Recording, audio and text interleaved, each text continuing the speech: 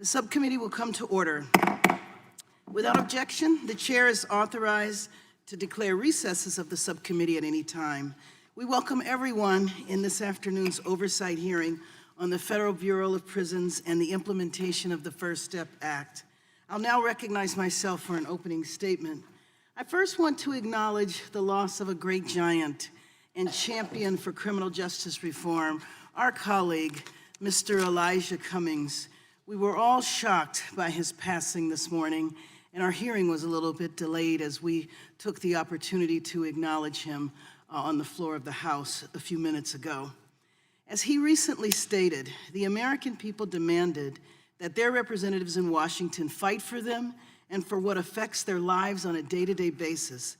That is precisely what is being done when we hold oversight hearings such as these, and today, of course, we will hold it in his memory. The First Step Act is a bipartisan measure signed into law on December 2018. Since its enactment, we have been monitoring its implementation. The process has generated a series of questions and raised valid concerns. Today's hearing is an opportunity to have an open discussion about the status of the First Step Act. We will evaluate how the law has progressed in the past 10 months with the goal of ensuring that it meets its intended purpose to be a legitimate first step toward reforming our criminal justice system. The First Step Act is the result of years of discussion, vigorous debates, and a reflection of both of the dedication and determination of all those involved. The bill doesn't attempt to address all the ills within our current system. As the title reflects, we are just at the beginning of a very long process. It has established federal prison reforms and generated important, though modest, improvements to our sentencing laws. Specifically, it allowed the 2010 Fair Sentencing Act to apply retroactively. It scaled back certain harsh and unjust sentencing practices and is helping to ensure that we address mass incarceration at the front end rather than simply at the back end. The law expands the eligibility of defendants for safety valve relief, which allows for judicial discretion to depart from a mandatory minimum sentence in certain instances. A provision in this law eliminated the ability to stack firearm enhancements within the same indictment, which has historically resulted in excessive sentences. These are just some of the sentencing reform provisions in this law, and we should continue to build upon them. As for the prison reform efforts, this law addresses a number of issues related to conditions and places of confinement in our Federal Bureau of Prisons, including, for instance, a ban on the shackling of pregnant prisoners during labor and delivery. The law also provides for a significant expansion of recidivism reduction programming as part of the earned time credit system, and I'm pleased that we were able to get some of the major issues addressed. However, like every new program, there are trials and errors. Where we applaud the many positive things about this law, we must honestly address any shortcomings early in the process to ensure this law lives up to its intended purpose. This is why Congress routinely conducts oversight hearings to provide transparency, to ensure well-intentioned laws are functioning as we intended them to, and to provide solutions for any unintended consequences. I know one unintended consequence that has received a great deal of media attention is the fact that one of the individuals who was released because of First Step then was involved in a horrific crime that resulted in the death of someone. And I know that there will be other weaknesses that we determine in the law, but I hope that this does not detract from the need in our country to really examine our criminal justice system. In addition to discussing the progress made thus far with the First Step Act implementation, I would also like to hear about the overall conditions of BOP. For example, the problem that happened with some of the conditions in the Metropolitan Detention Center in Brooklyn, the problem that they had with the extremely cold temperatures during a 7-day partial power outage in New York. We have a lot to discuss, and therefore I want to thank both panels of witnesses for coming, and I look forward to your testimony. It's now my pleasure to recognize the ranking member for his comments. Thank you, Madam Chair, and I want to thank you for holding this important hearing today on oversight of the Bureau of Prisons. Last year, Congress passed and the President signed into law one of the most sweeping criminal justice reform measures in recent history. The First Step Act was the product of lengthy bipartisan and bicameral negotiations. Today, we're again working in a bipartisan fashion to ensure that First Step Act is properly and effectively implemented. If the First Step Act is not implemented correctly, there will be no subsequent steps. And as a Republican sponsor of bipartisan legislation that would seal criminal records for certain nonviolent offenders, I want to make sure that we see more done on criminal justice reform. My first elected office was that of a district judge, which is really the front lines of the criminal justice system.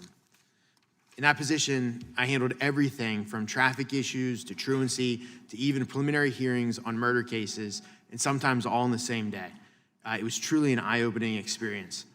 And it helped me understand that ultimately we can reduce crime by ending the revolving door between prison and the streets. You can be strong on crime while also being smart on crime. I would also like to examine the issues affecting our correctional officers' safety, including new methods for bringing contraband into prisons, understaffing, and prosecution for assaulting officers. Just a few weeks ago, I heard firsthand from CEOs at USP Hazleton about threats that they face every day. We must do more to keep these men and women safe, both on the job and at home with their families. I look forward to hearing from our witnesses and about the issues and so much more as we move forward with criminal justice reform. Thank you, and I yield back the remainder of my time.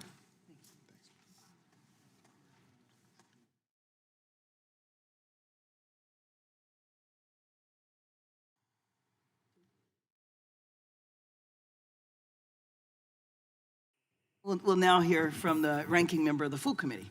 Thank you, Madam Chair. I appreciate that. Welcome, Director Cox-Sawyer and Associate Deputy Attorney General Bacon. I want to thank both of you for your service and for you are here with us today. And I also want to thank Ms. Bass. This hearing is one that I have waited for since basically we started this session. I'm glad to have it, and thank you for finally coming, and the full committee chairman as well. The Bureau of Prisons is tasked with protecting society by confining offenders in the controlled environments of prisons, community-based facilities that are safe, humane, cost-efficient, and appropriately secure, and that provide work and other self-improvement opportunities to assist offenders in becoming law-abiding citizens. It is the duty of the BOP not to merely provide housing, food, and security for federal inmates, but to assist those inmates in becoming law-abiding citizens upon their release. All Americans have an interest in that because we all know the vast majority of federal inmates, well above 90%, will someday be released regardless of what efforts have been done to reduce recidivism. I don't think anything happens in random chance. I believe, frankly, and from my faith perspective, God has his hand upon everything. And today is an amazing day in which we celebrate the homegoing of Elijah Cummings, one who influenced this body in amazing ways. He had as I spoke earlier today, and I will not reflect on those words from earlier today, but he had an amazing way to connect with people that other people didn't connect with from an amazing position of power. And he did so with a heart and compassion. But today is also a day with this hearing, after it had been hopefully be scheduled for so many times in the previous months, we get to it today, a celebration of the First Step Act. With my friend Hakeem Jeffries, who is not here right now, I think Elijah would be very pleased with what has come. With a bill that he and I introduced this year, the FAIR Act, which we actually take this a step further in gaining employment for those who have been incarcerated and removing barriers to that. In this room today, from several of the rows back that I see the faces, there are those who have benefited from the First Step Act. That you're here today because of what happened when a body came together and saw beyond our differences and saw what we could do together. I see the advocates who have been here, in which we have laughed, we have cried, we have struggled, but we see something actually come. Today's hearing is one that is long overdue, but it is also one that is welcomed in the environment in which we have today. And when we understand that, when we see the Bureau of Prison, we see the Department of Justice coming together and taking seriously what this Congress said that we want to see happen here and giving us good input, and I'm so glad to see, Director, you're back, and we've talked about this before. This is what we're supposed to be about. So for those who are here today, who have benefited from something from Congress, consider yourself lucky. Most of what we do seems to not benefit a lot of people. but for you, it benefited. This committee can do this. As Elijah Cummings was so fond of saying, we're better than where we are. We're better than this. And this is a good day for this hearing. It's a good day to show what we can do when we understand that people and policy are what we're about, not what we talk about. Thank you for being here. And Madam Chair, thank you for holding this hearing. I yield back. And thank you very much, Representative Collins. I appreciate you mentioning our colleague, Hakeem Jeffries. I'm sure he will be with us shortly. And between the two of you, played the leading role in making sure the first step got to the finish line. And you also mentioned and acknowledged the audience. And I just would like to take a moment and ask for those people that benefited by First Step, if you would please stand.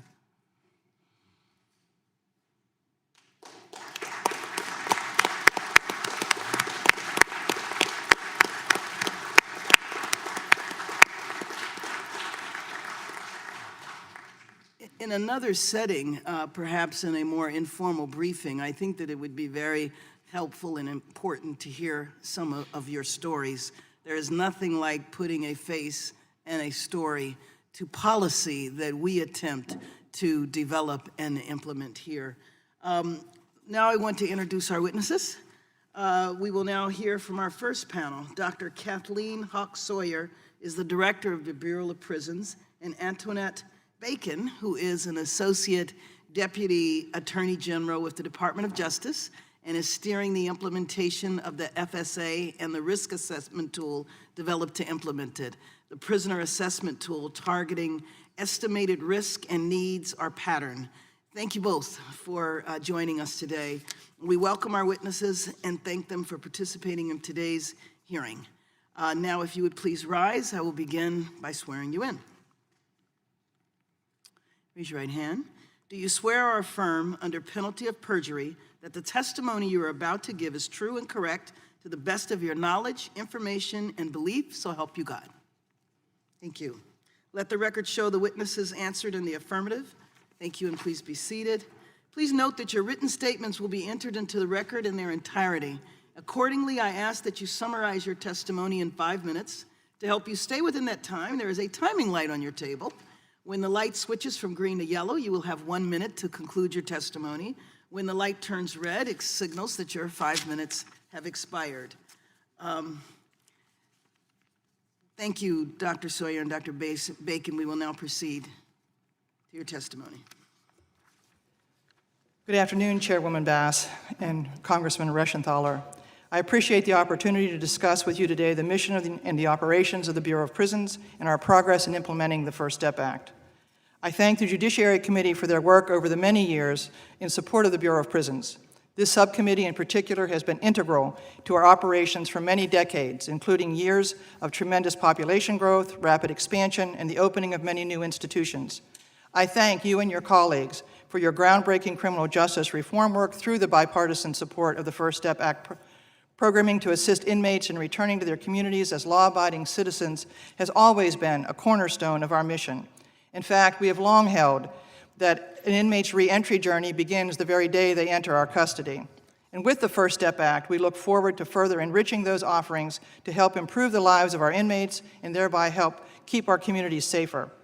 I was honored 2 months ago to be selected by the Attorney General to return to lead the Bureau of Prisons and to work alongside the finest corrections professionals in the world. I began my career as a psychology intern at one of our prisons and held positions of increasing responsibility from associate warden to warden. And before my original appointment as the Bureau's 6th director in 1992, a position I held until my retirement in 2003. While much has changed since my last term as director, the foundation of the Bureau is sound. But we have been challenged by the dramatic growth that we experienced, commensurate with the budget cuts that followed the tragedy of 9/11, and the shift of focus from crime to terrorism. These factors have seriously strained the Bureau. Our over 35,000 staff play a critical role in the criminal justice system, yet the great work our staff does every day goes largely unseen by the American public. This inherently dangerous work, particularly at our high-security facilities where we house our most dangerous inmates, is a responsibility we take very seriously. Unfortunately, we have experienced significant staff shortages that make our job even more difficult. In my first 8 weeks As director, I have placed great emphasis on filling the almost 3,700 vacancies nationwide. Also in my first 8 weeks, I have mobilized a thorough systems overview to identify areas of strengths and weaknesses, and have identified 3 initial areas of emphasis. One is staffing, one is training, and one is an emphasis on the basics of sound correctional practice. Our system is the largest in the nation, housing over 176,000 inmates across the United States. And this return to the bedrock of sound corrections is critical to ensure that staff nationwide are following the policies and procedures that keep staff, inmates, and the public safe. The Bureau, like corrections nationwide, also continues to face dangerous security threats from the introduction of contraband. Synthetic drugs, illicit narcotics, and contraband cell phones are some of the chief threats. The use of drones to drop contraband onto prison grounds is an ongoing problem that continues to evolve. We have deployed contraband detecting technologies, and we continue to leverage new technology and cutting-edge solutions to effectively detect and interdict prison contraband. Our aging infrastructure is another area of concern. Almost half of our prisons are over 30 years old, and some, like Leavenworth, Atlanta, and Lewisburg, date back over 80 years to the very beginnings of the Bureau of Prisons. Prison facilities are subjected to much heavier than normal wear, since they are continuously used 24 hours a day, 365 days a year. This aging infrastructure affects institution security, as critical systems sustain extensive wear and tear, as well as premature deterioration. We are focusing on repairing and/or replacing key systems, but require significant funding to ensure that all facilities can be maintained as continued infrastructure decline occurs. The implementation of the First Step Act is a priority for the Bureau, and I am pleased to report that we have made great progress. We have updated policies, are implementing the many requirements of the Act. We are working closely with the Department of Justice and the Independent Review Committee on new risk and needs assessment that the Act requires. We've listened to the important comments of the many interested stakeholders, from crime victims to a broad array of advocacy groups.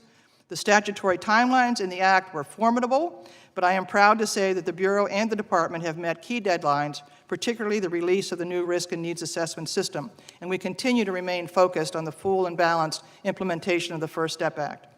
That concludes my formal statement, and I would be happy to answer any questions that you might have. Thank you. Ms. Bacon.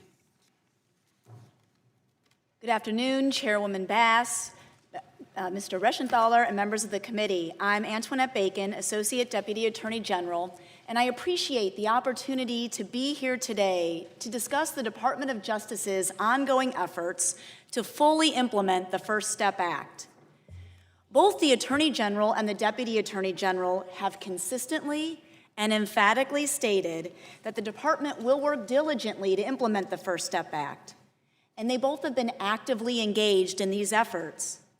For example, both have met with the Independent Review Committee to learn from this group of highly esteemed experts, and each visited a BOP facility to see firsthand the quality education and vocational programs, and to speak with inmates and staff who participate in these programs and deliver these programs.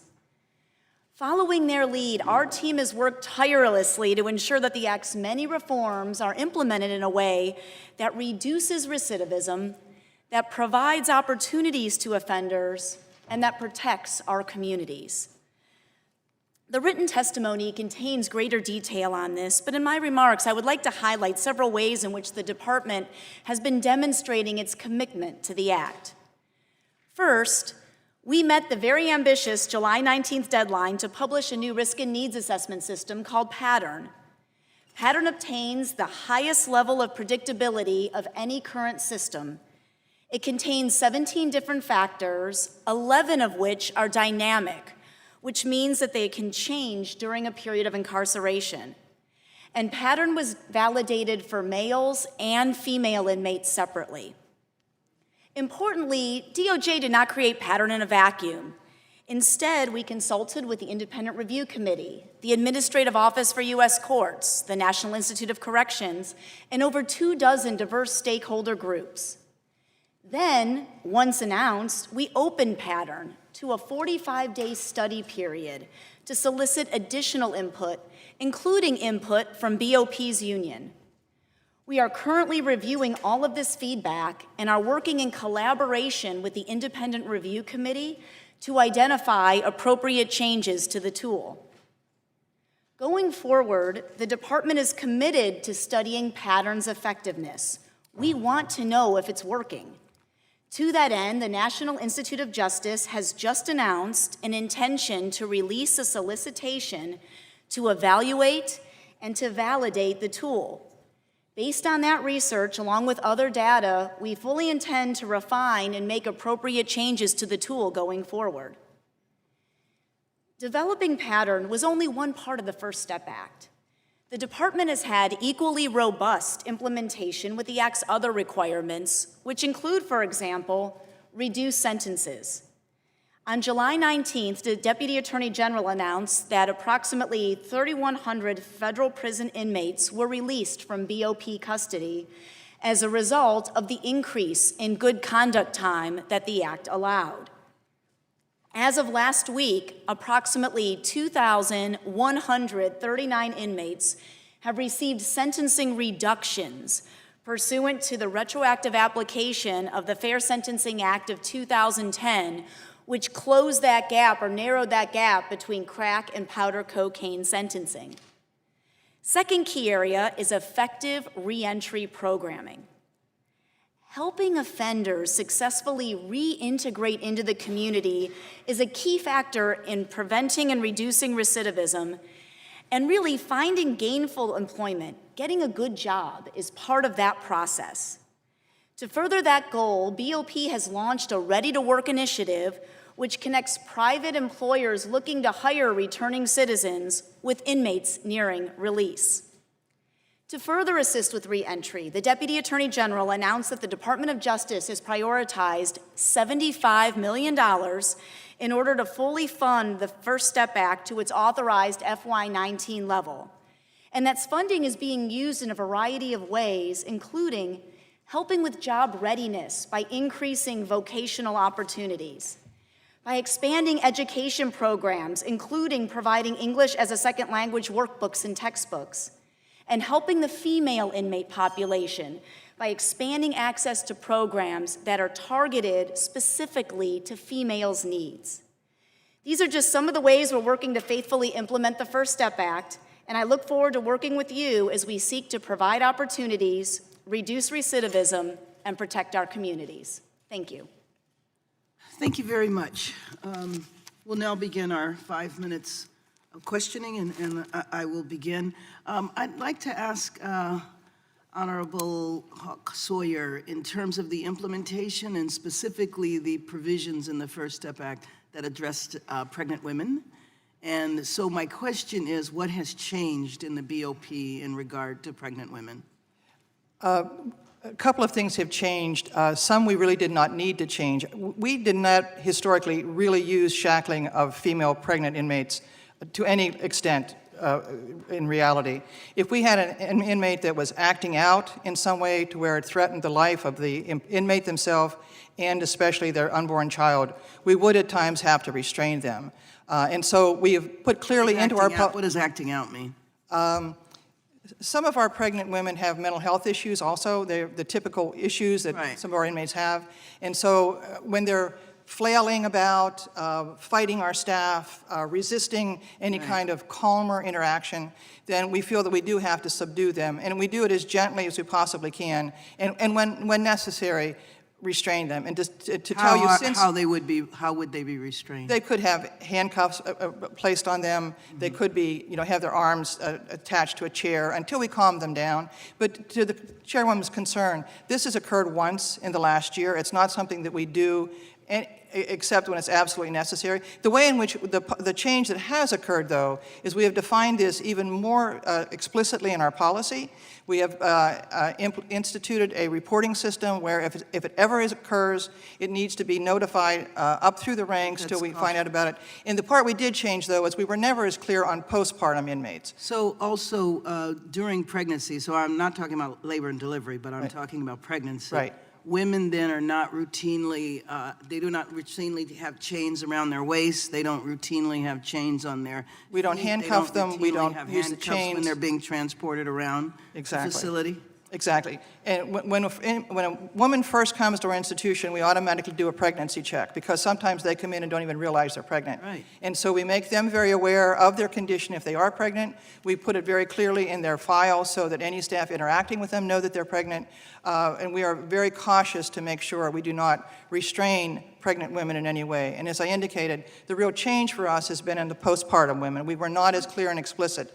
We now have it clearly in policy that for 12 weeks after delivery, we are utilizing the same, treating them in the same way we do during the course of the pregnancy. Wonderful, thank you very much. I'd like to ask Ms. Bacon about the assessment tool. I think there was a request made from the committee to see the assessment tool, and I was wondering if you have it available for us to look at. Yeah, so currently the department is taking under consideration the approximately 170 comments we received during the 45-day study period and working in close collaboration with the Independent Review Let me Committee. ask you something about those comments. So people were commenting, they saw the tool and they were commenting on the tool? They saw the tool as described in the report that the Department of Justice issued on July 19th. They didn't actually see the tool itself? That's correct. And so do you have the tool available so that we can see it? I understand you're reviewing it and all of that, but I would like to see what the instrument is. Yes, the tool is not yet complete because we are still taking into account not only the approximately 170 comments, but also the Independent Review Committee had a So series it's not actually being used right now? It is not because being it's used not right now. finished?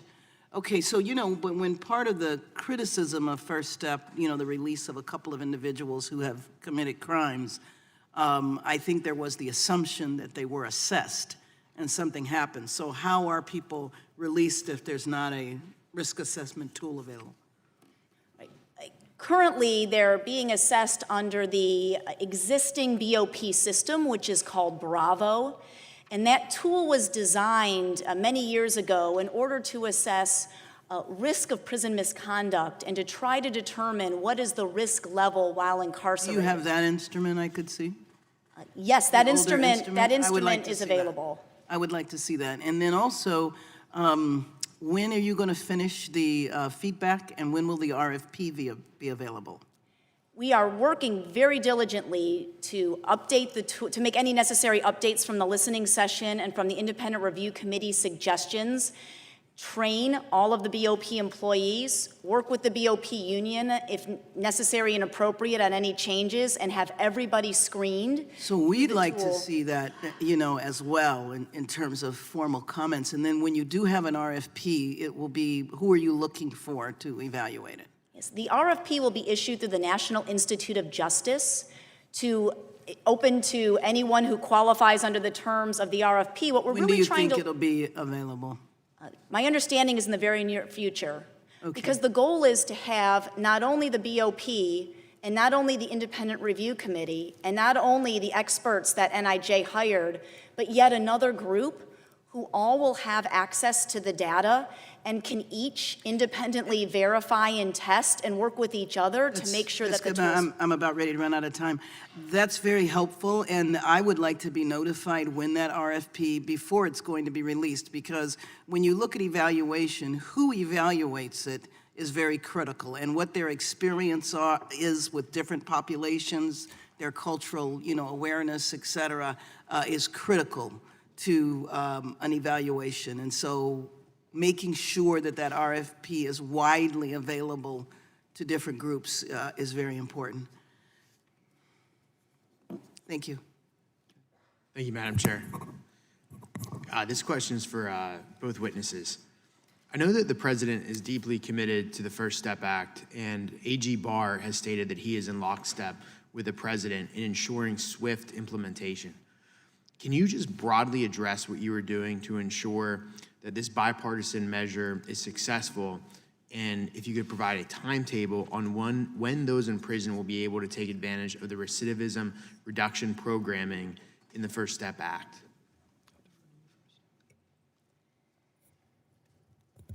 Yes, the Attorney General is deeply committed to ensuring that the First Step Act is fully and fairly implemented and has been personally involved since the beginning in ensuring that we were on pace to meet the deadlines, as evidenced by our ability to meet the July 19th deadline, which was quite ambitious.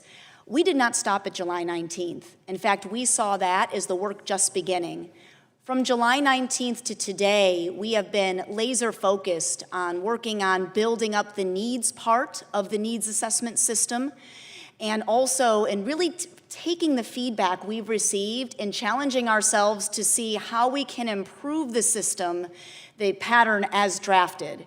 And we are currently on pace to meet all of the deadlines that are in the statute. Do you want me to Do follow you have on? anything to add? Well, I would just say that we have already begun training our staff.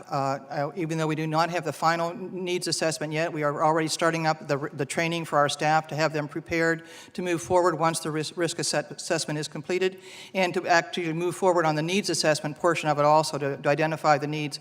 We're also looking at the program offerings that we have available in the Bureau of Prisons, and we have received some funding during this past fiscal year to increase the program offerings in a number of our education, vocational training areas, and our specific program areas, and we're kind of planning out the year ahead with monies we requested into next year of additional programs we'll be able to add to have available to the inmates also. Thank you. My next question is about COs. A correctional officer can be responsible for, as you know, supervising as many as 150 inmates at once, and the COs are unarmed inside the facilities. It's my understanding that that insufficient staffing levels and a more aggressive inmate population have led to a spike in violence. What is the BOP doing to prevent violence against staff? And also, if you have these statistics, how many assaults took place last year? How many of these assaults led to criminal prosecutions? Okay, I do not have the information here today on the numbers of assaults and prosecutions, but we'll be very happy to get those for you. Staff safety is our most critical concern, absolutely. And the vacancies we have in staffing right now are just unacceptable. They've come about because of several years of uncertainty about our budgets, uncertainty about the number of positions we were allowed to fill. There's just been a lot of concern with how much money we were going to have and how many positions we were going to have each year.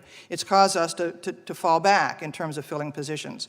Now we're ramping up absolutely dramatically and trying to fill these positions. Since I've become the director, we've initiated a number of new things. We're getting some new authorities from OPM. We're trying to get direct hire authority at the institutions. We've hired up like 24 more staff in our staffing area just to help process the new employees coming on board. We've ramped up our recruiting. We're doing everything we can to get the right bodies coming on board, get them through the very slow hiring process in the federal government, and getting them into our institutions as quickly as possible. Some of the things we've done in terms of protecting our staff, we've gone the last few years to providing stab-proof vests for our employees because that was an issue of concern for some years where some of our employees were actually being stabbed by the inmates. We have stab-proof vests for everyone. They're required in all of our higher security institutions.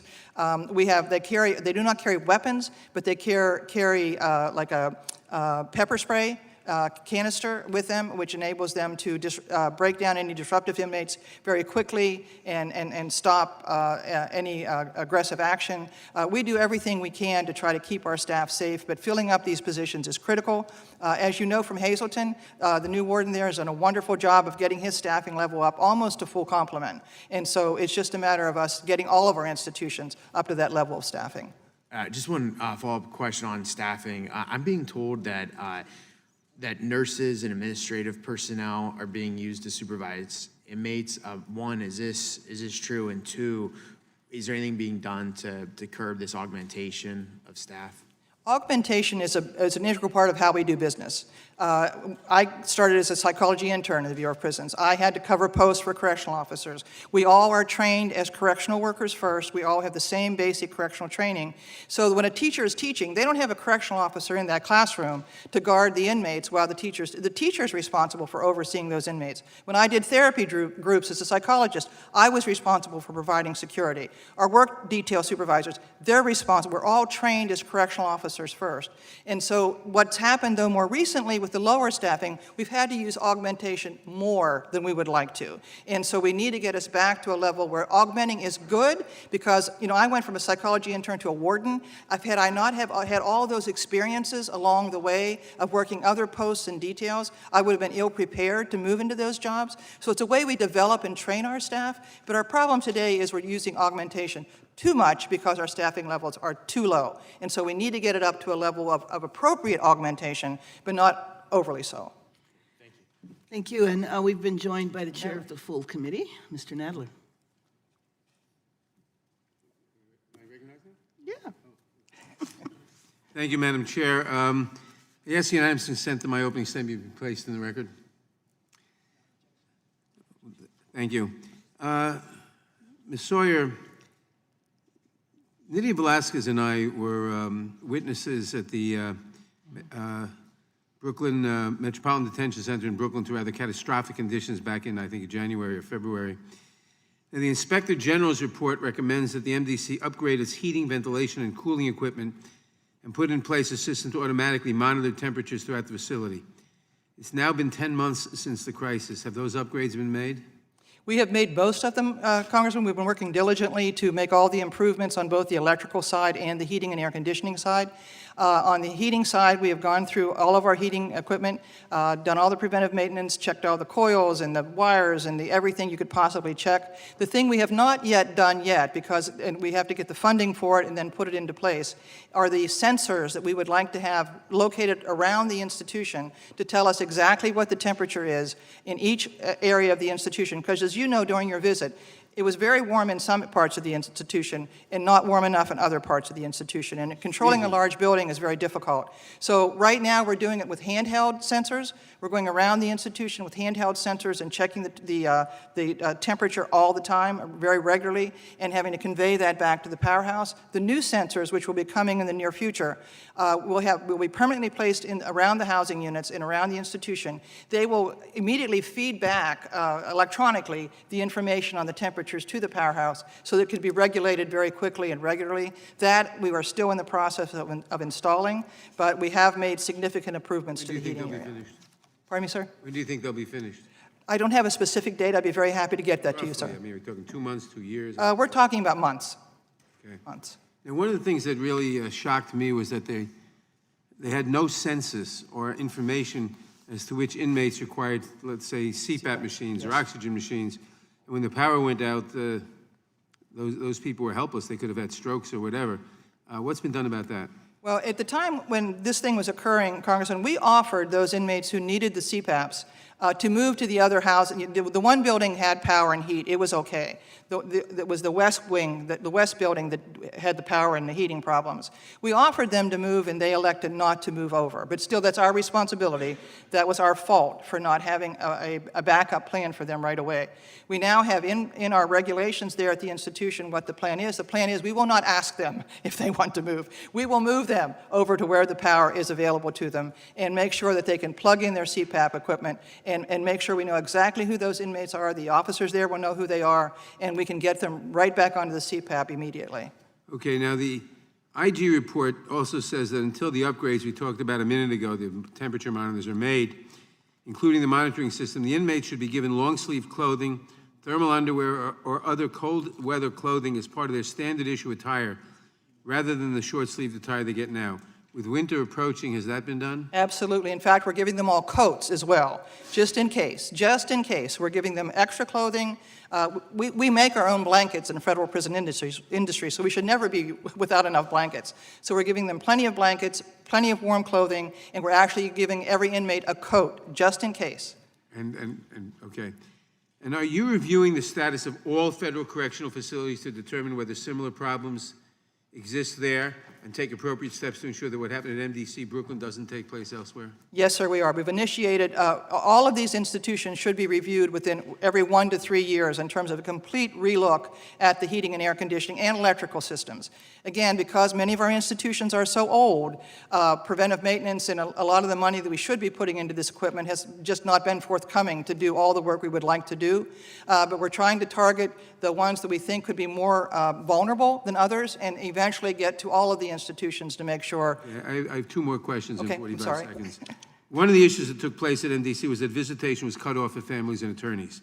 As a result, for a period that was too long, no one on the outside knew what was going on inside. Families in particular were very anxious and frankly terrified not to know what was going on with their loved ones. Has MDC taken any measures to ensure that families and attorneys are kept informed if anything like this ever, God forbid, happens again? And what specific measures have been taken? Right. One of our biggest failings at that institution on that situation was communication. They were so busy trying to fix the heating and air conditioning, heating and electrical problems, we forgot to be quite as aggressive at letting all of our stakeholders know, the family members, the federal courts. We have policy in place. You're doing that now. We've made contacts to repair some of the damage, too. Thank you. In the 1 second I have left, Sorry. my last question is, one of the things that was shocking to me was that there didn't seem to be any emergency plan in place at that point. Has that been rectified? Yes, we had an emergency plan. We didn't have an emergency plan authority. We didn't have the person in place that was supposed to be making sure that that emergency plan was activated right away. That person is now in place. The emergency plan is there. God forbid this occur again, but if it does, we should be much better prepared to deal with it, sir. Thank you. My time is well expired. Representative Shabbat? Thank you very much, and Madam Chair, I'd like to commend you on holding this hearing. I think it's a very important hearing. And I'd like to focus much of my attention on the prison industries program, UNICOR now. I've been a longtime big supporter of that group and trying to keep them going in the right direction. And I would just note that most of the people that inhabit our federal prisons will one day get out. There are exceptions. We have people that have obviously murdered, multiple people, and the likelihood of them getting out may be somewhat slim. But most of these folks are going to get out. So to the extent, and that's the case at the local level as well. So to the extent that we're able to get these folks marketable skills that they can put to use when they get out, makes it much less likely that they're going to revert back to crime. It's my understanding, for example, that you all have something called the Post-Release Employment Project, and if I've got my numbers straight, I believe that if they were in federal prison industries and got a skill, there's something like a 24% less of a chance that they will end up back in crime when they get out. Would you like to talk about that? That's absolutely true, Congressman, and I testified before you on prison industries issues 20 years ago, so I know you were a strong supporter of that program back then. And it is one of our most powerful programs, and it's evidence-based that it does have a significant impact upon recidivism. The 24% that you recall is exactly right, that it's a 24% less likely that an inmate is going to return to crime when they hit the streets, and it's also a 15% likelihood, increase in likelihood that they're going to be productively employed, a tax-paying citizen back in the community. It's a powerful program, and at one time, when I was director before, 20 years ago, we had 28,000 inmates in federal prison industries. We are now at only 11,000 inmates in prison industries. It's our authorities and our ability to be a mandatory source purchase agent from all of the federal government has been eroded a lot over the years, and it's harder and harder for us to get the kinds of work and orders that we need in order to employ the kind of inmates we did before. We still make 80-some different product lines. It was 22 different product lines when I was here before, but we're down to 80-some product lines. We try to diversify as much as possible so that we don't impact any particular industry in this country. We have gotten some new authorities through the First Step Act, which we're hopeful are going to help us raise those numbers a little bit, but we need all the help we can get to advance our authorities, and if we really want to impact inmates through the First Step Act, federal prison industries is a critical area that we can do that. Thank you. And I mean, I certainly understand, I happen to be I was, for the last two Congresses, the chairman of the House Small Business Committee. I'm now the ranking member of the House Small Business Committee. So there are some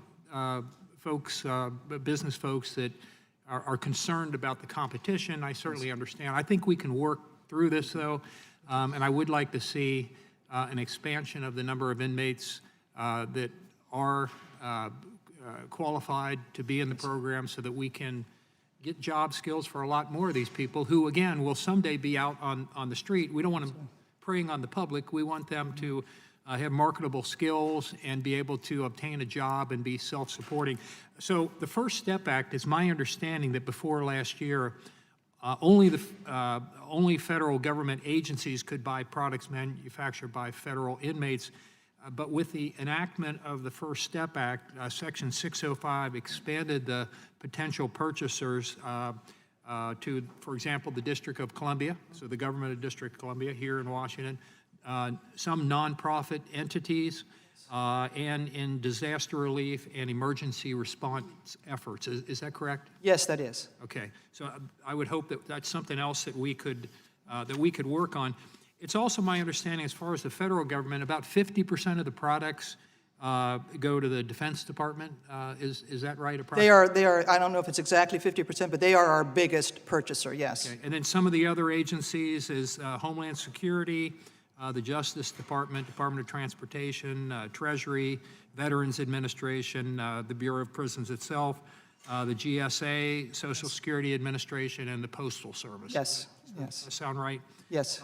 And the products we're talking about: textiles, office furniture, recycling, and a number of other things. So let me just conclude with this, because my time's almost expired.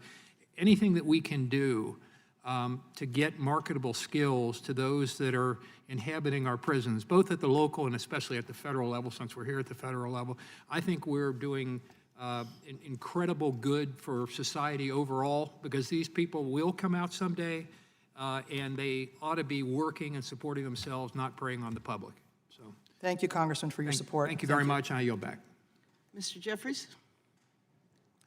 Thank you, Madam Chair, for your leadership, and I also want to thank, of course, my good friend Doug Collins for his tremendous leadership of the First Step Act, and Chairman Nadler, all the distinguished members of the committee. Before I begin my questioning, I just had a statement for the record that reads in part. It's from Jay Chattel, who is the nephew of Troy Pine, of course, who was a young man who was tragically killed on Wednesday, October 2nd in Providence, Rhode Island, by someone who was released pursuant to the retroactive application of the Fair Sentencing Act of 2010.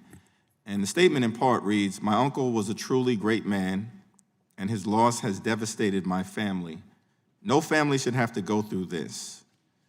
But to blame President Trump or the First Step Act is 100% wrong. This bill was passed with good intentions.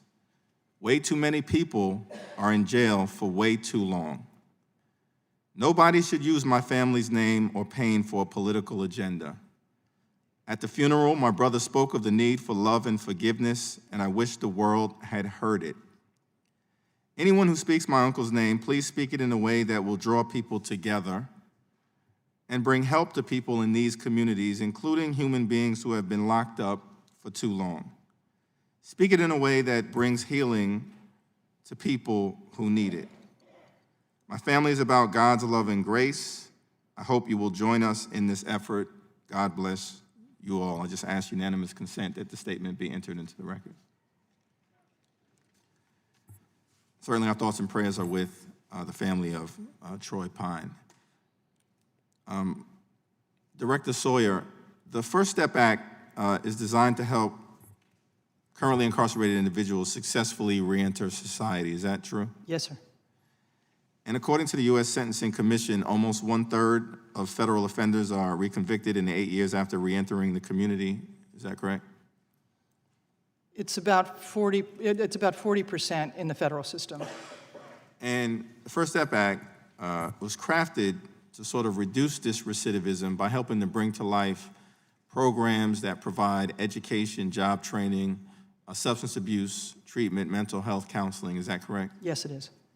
And the research shows that inmates who participate in correctional education programs, for instance, are significantly less likely to recidivate. Is that right? Yes. You know, for example, I think there was a May 2018 report that the White House Council of Economic Advisors issued that concluded that mental health programs reduce recidivism by approximately 21% and substance abuse programs by 17%. Is that correct? I'm not familiar with those numbers. They sound correct, but I don't know. That's consistent with the literature as it relates to the impact of similar programs on recidivism. Is that true? Yes. Would you agree that implementing the First Step Act is the right thing to do for individuals, families, and communities that have been devastated by what I would characterize as the failed war on drugs? I absolutely support the First Step Act, absolutely, sir. And would you agree that reducing recidivism improves public safety in communities throughout the country? Yes.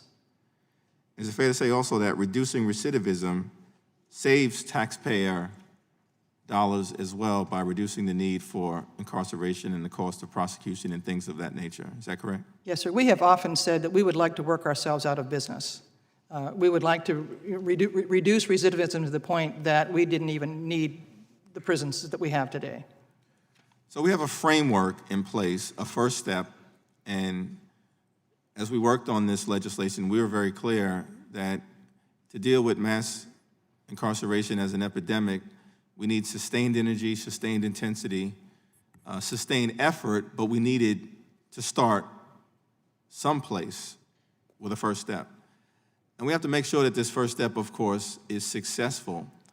And so my question for you is, because I believe the commitment is there, as was articulated by the Department of Justice, is what are the resources that are necessary to make sure that we can bring this programming to life, to really help the people who can use this programming in order for them to bring their natural talents and abilities and their hopes and dreams and aspirations into reality? Yes, sir. We have had outstanding programs in the Bureau of Prisons for years. Our residential drug treatment program, our education programs, our prison industry programs we discussed, many good programs. Our limitation, though, was we never had enough resources to make those adequately available to all of the inmates to have the positive impact on all of the folks leaving our institutions. So that's where we come to today. Resources is going to be our biggest challenge. We requested funding in the 2019 budget. We got $75 million. We've ramped up our, as I said earlier, our education programs, our vocational training programs, and some other programs, bringing in our necessary staff to add to our drug treatment programs and our other model programs that it can impact the needs of the inmates. We've requested funding again for 2020 to increase those over even to a greater extent. We don't really know for sure yet what exactly our funding needs are going to be, because until we complete the needs assessment, apply that to all of our inmates, we don't know for sure what all the needs are going to be and what other programs we may need to add to our operations. But resources is going to be our single only impediment to fully actualizing the First Step Act. Well, thank you. And I just want to thank, I know Chairwoman Bass acknowledged some of the individuals who are present with us today who have been released pursuant to the First Step Act. We fight for you. We appreciate your continued engagement and involvement and your willingness to be amongst us today. And I yield back. Thank you for your leadership. Representative Lesko. Thank you, Madam Chairman, and thank you both of you for coming here to testify.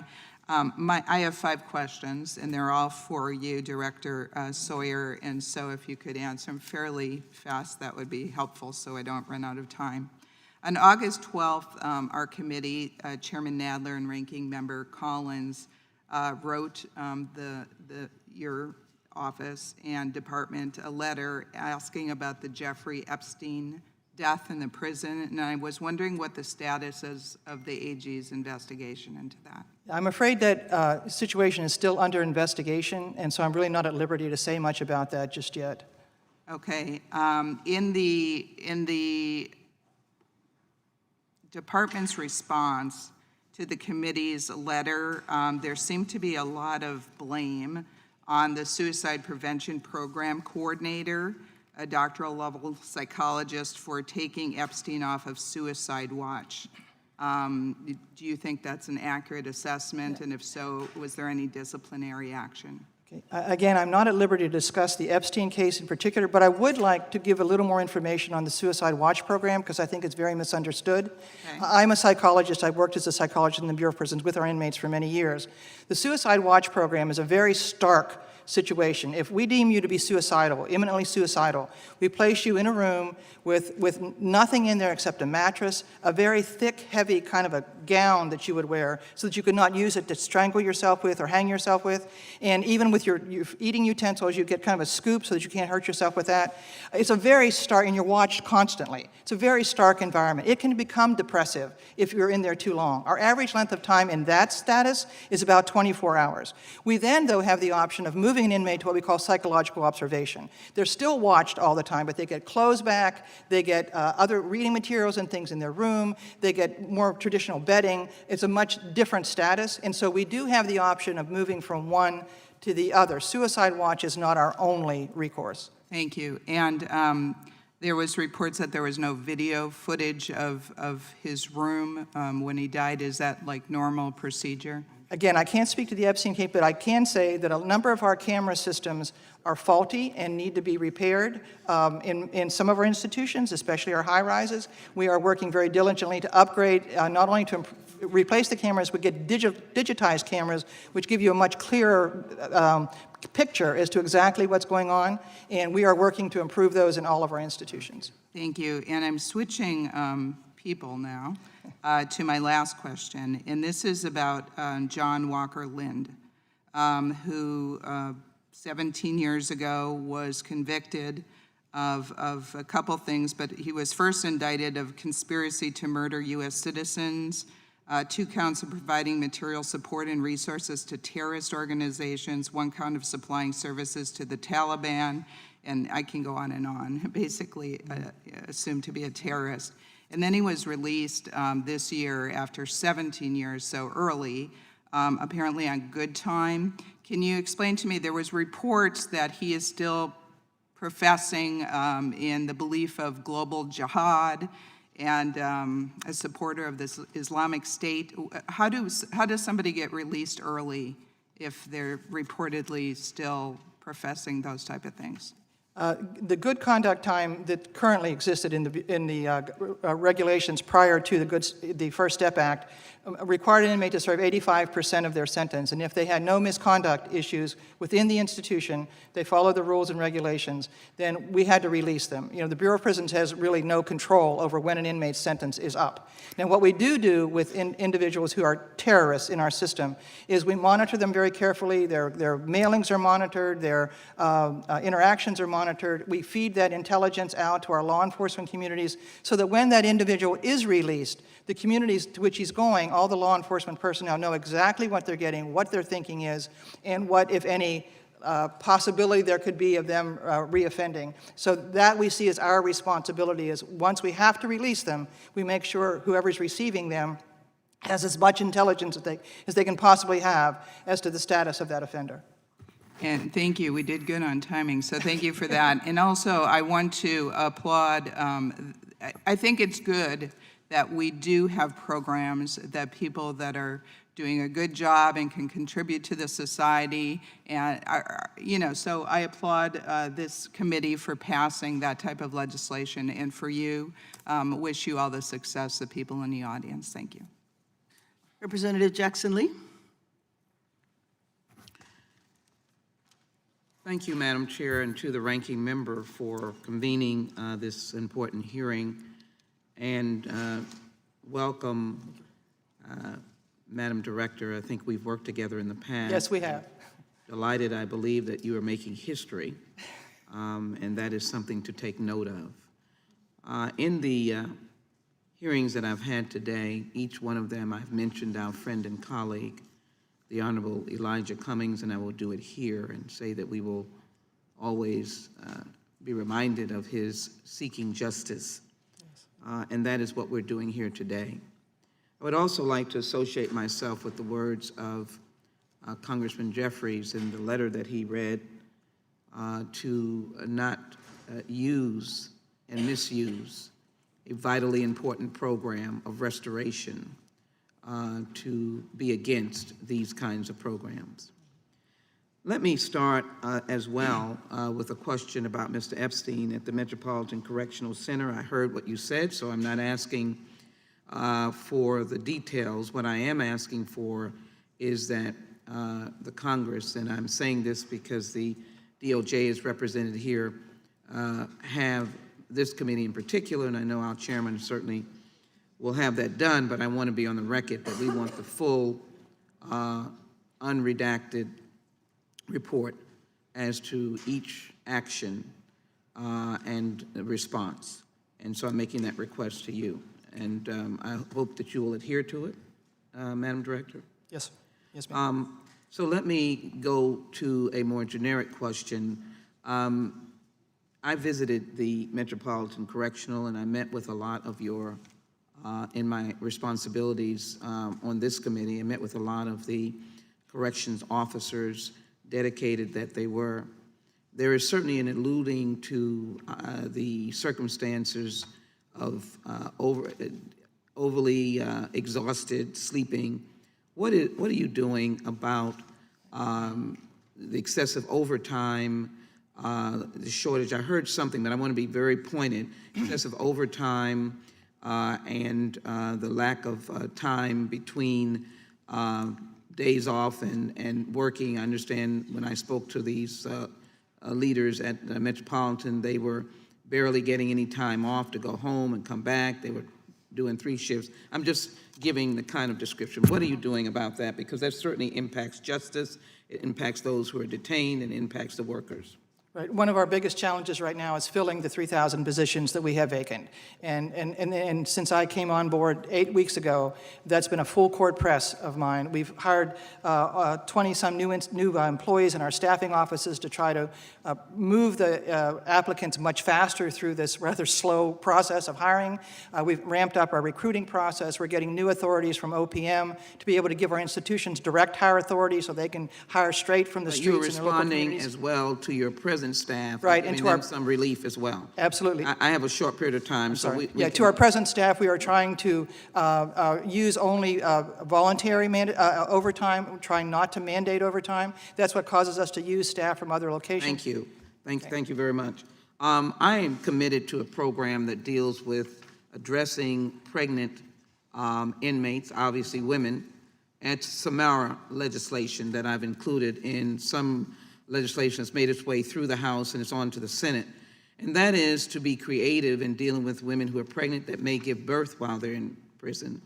There are many different, how should I say, proposals. Mine deals with making sure that there is a bonding and that they're allowed to be with the child for a period of time. How open are you to that? Absolutely. We have 6 MINT programs right now. We call Mothers and Infants Together. 6 months from the time the birth occurs to 6 months after, the mother can be placed in a halfway house with her child to create that bonding connection.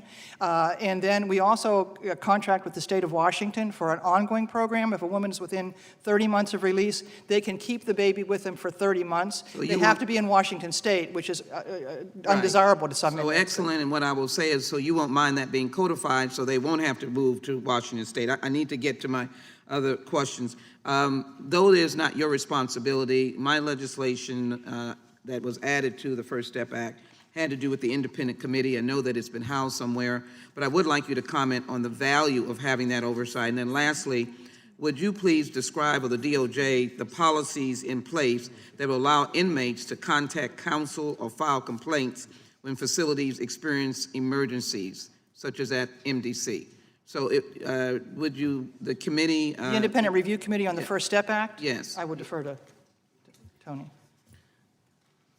The Independent Review Committee has been a valuable asset. We've appreciated an open working relationship with them, and they've provided very helpful suggestions and guidance, not only on the tool, on developing pattern, but also on evidence-based recidivism reduction programs, on needs assessment systems, and an overall implementation plan. Well, the counsel, can these inmates get to counsel, inmates to counsel when these conditions are not working? I'm not sure I understand your question, Congressman. Can you describe the policies in place that would allow inmates to contact counsel or file complaints when facilities experience emergencies like at MDC? Sure. They should have easy access to being able to contact an attorney. That's not a big concern for us. What happened, if you're talking about MDC at Brooklyn, when we had to shut down our attorney visits for a while because of the heating and air conditioning, heating and electrical problems. That was a temporary situation based upon our utilities problems, and we have put in place now ways to rectify that. Should it hopefully never happen again, but should it happen again, ways that we can get them access to the attorneys that they wish to contact. I'm yielding back. I just want to say we have a detention center in my district, 20 years. I do want to give applause and praise to those staff persons there. And I heard that the independent committee, just for the record, I'm not asking for a response, it is not working, and so I want to follow it up at a later time. I yield back. Thank you, Madam Chair, for your courtesy. Representative Klein. Thank you, Madam Chair, for holding this hearing. Thank you to the witnesses for being here today. Federal Bureau of Prisons plays an important role in protecting society and confining offenders while they serve out their sentences. And the First Step Act of 2018 includes three major components, as was discussed: correctional reform, sentencing reform, and reauthorization of the Second Chance Act.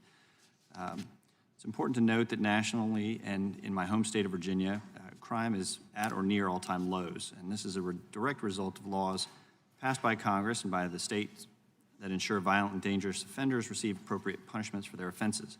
And it's also important to remember and keep as a goal that victims of crime and their families should never be robbed of justice, and violent offenders must be held accountable by our criminal justice system.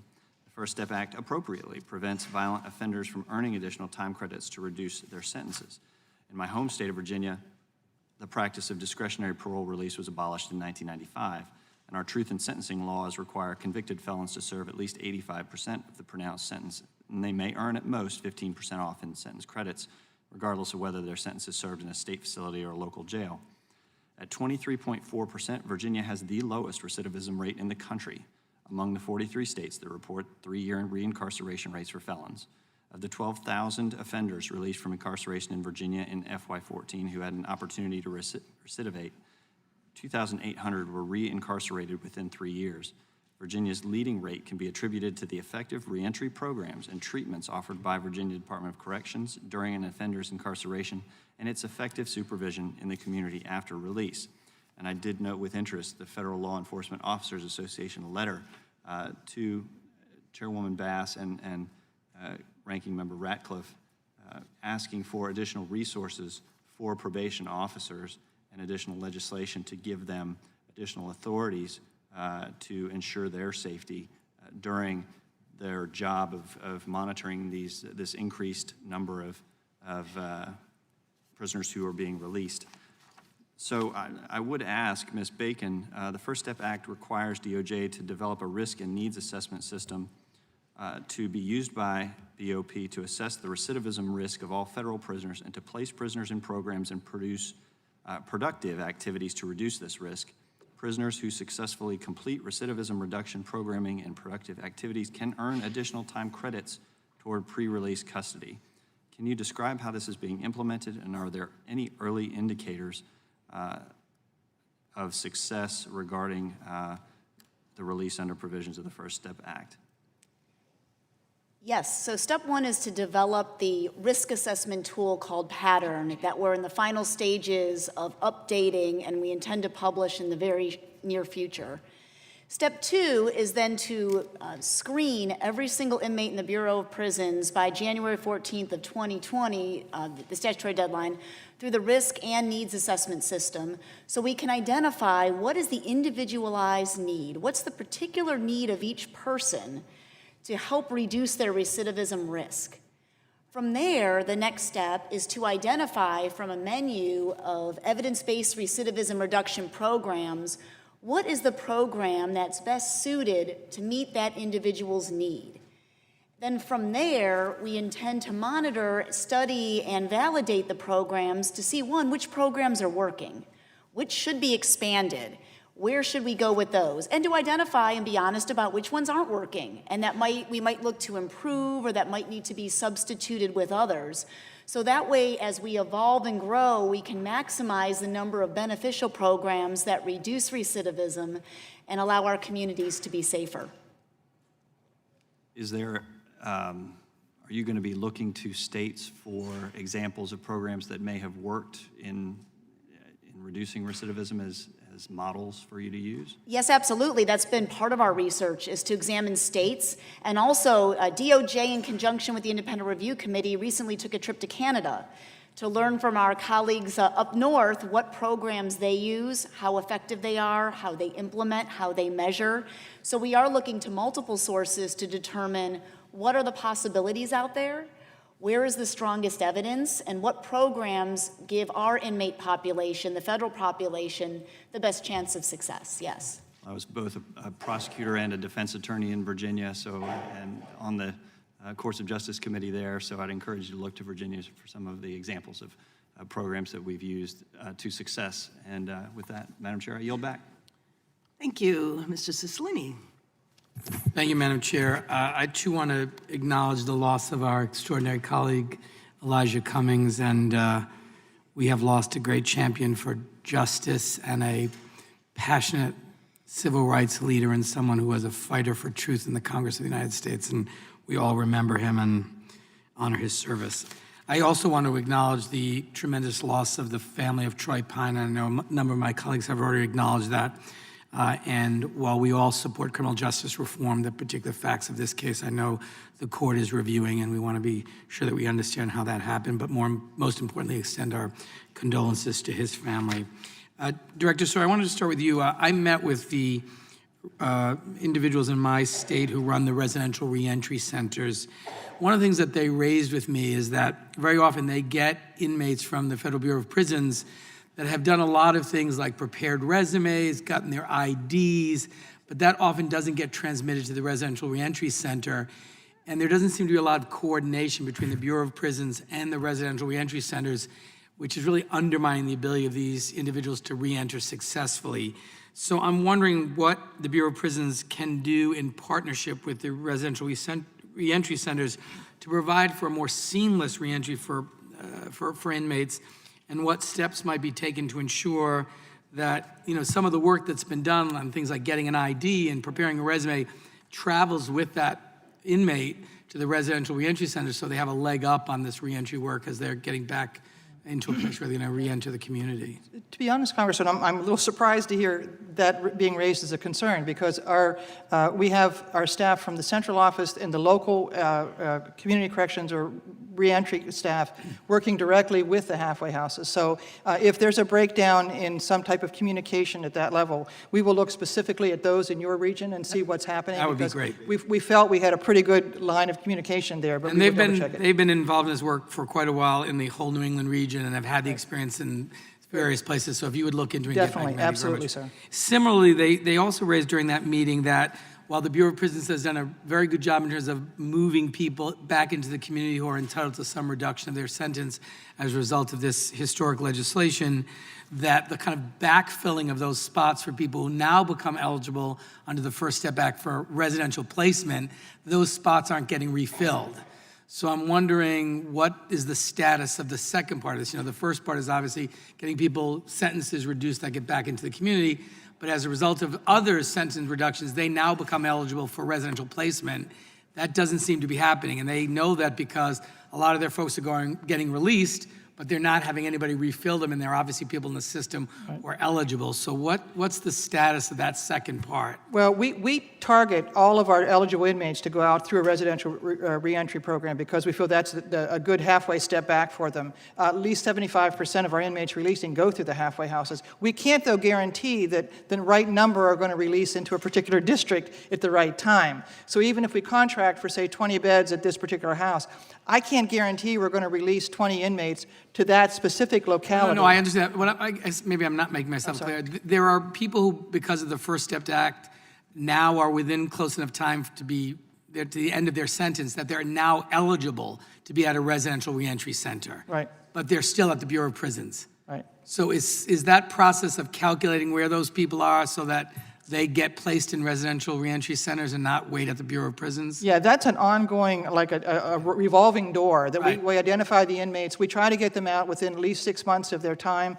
The average stay is about 5 months. We try to get them out there as quickly as we can. But if you could look at the we will status and definitely get back look to me on at that, your because my district, sir. sense is the second half of that may be not happening. We will look at that Right. for sure. And my final question, Director, is The First Step Act requires the Bureau of Prisons to assess an evidence-based recidivism reduction programming or productive activity to each person incarcerated.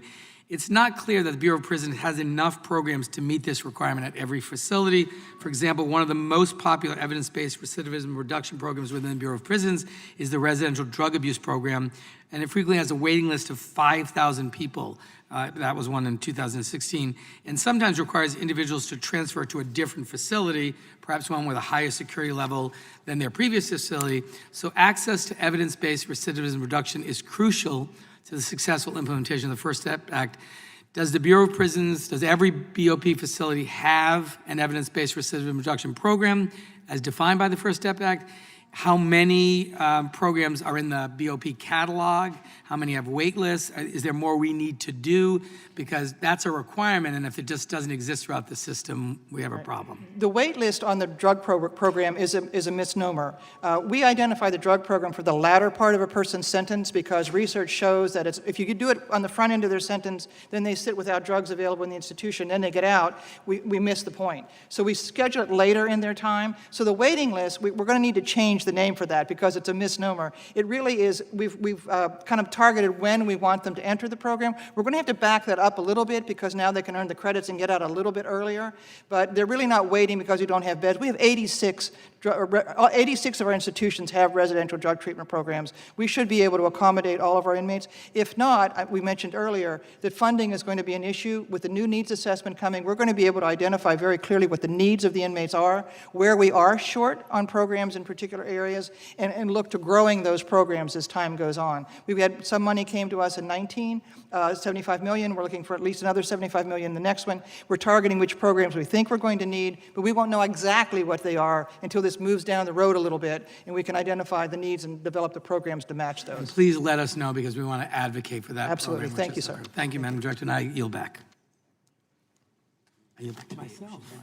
I'm yielding to myself.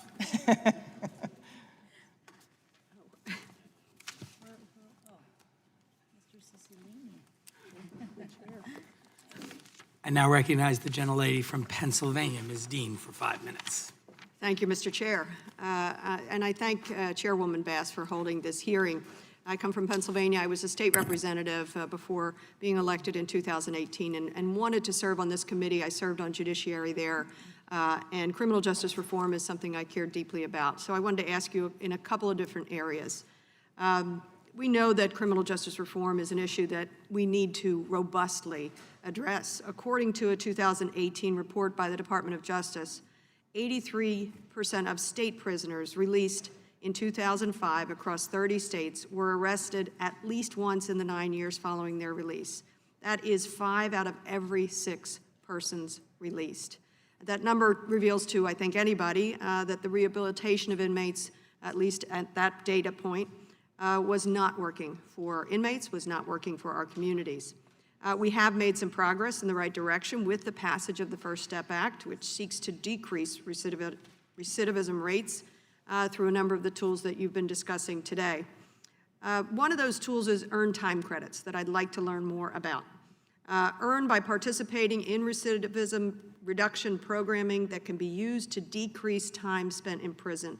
Director Sawyer, could you briefly describe that programming and who designs that programming? If I may, I would like to defer to the Department of Justice because they're handling that part of it more robustly. Absolutely. Thank you. Yes, we're in the process of identifying evidence-based recidivism reduction programs, whether those be programs that are currently offered at the Bureau of Prisons or maybe programs that are offered in states or in other locations. The next step is to then match the programs with the individualized need.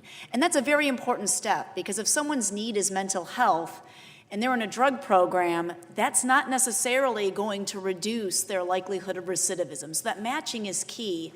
And that's where training of BOP staff and using the experience and the education of the high-quality staff we have is very important because part of this will be the staff matching the program to the individualized need. Is that going on at this time? Not yet. Where we are in the process now is identifying the menu of programs that have appropriate evidence. And this is an area where, in some cases, the research has been lacking. And part of the First Step Act, what we're excited about, is it's definitely an inspiration to research and study these programs so we can have a better understanding of which programs are working. I think that helps me bridge to the next conversation that I wanted to have. I want to focus on educational aspects of programming because education for people in prisons has a clear public safety benefit, reducing recidivism. I, too, am heartbroken at the death of the chairman, Elijah Cummings. I, as a little old freshman, had the honor of introducing legislation with him, and so I feel quite sad in his absence.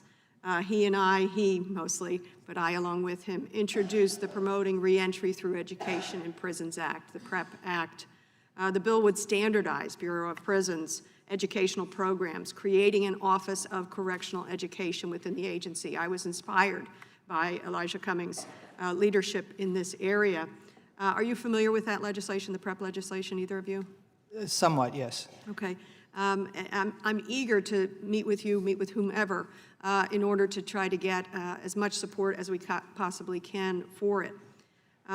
What we do know is if we could create a bureau and centralize the educational programming, best practices, meeting the assessment tools that are needed to identify the holes in the system in education and rehabilitation and put it across the system instead of just here and there, we believe it would make a huge difference.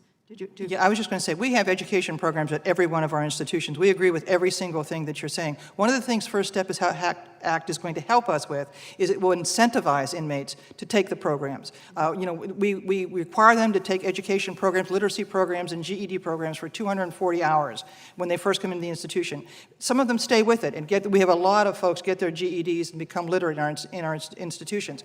But some of them get tired of it, and so they don't stay there because there was no, in their eyes, no benefit, no matter how much we might try to encourage them.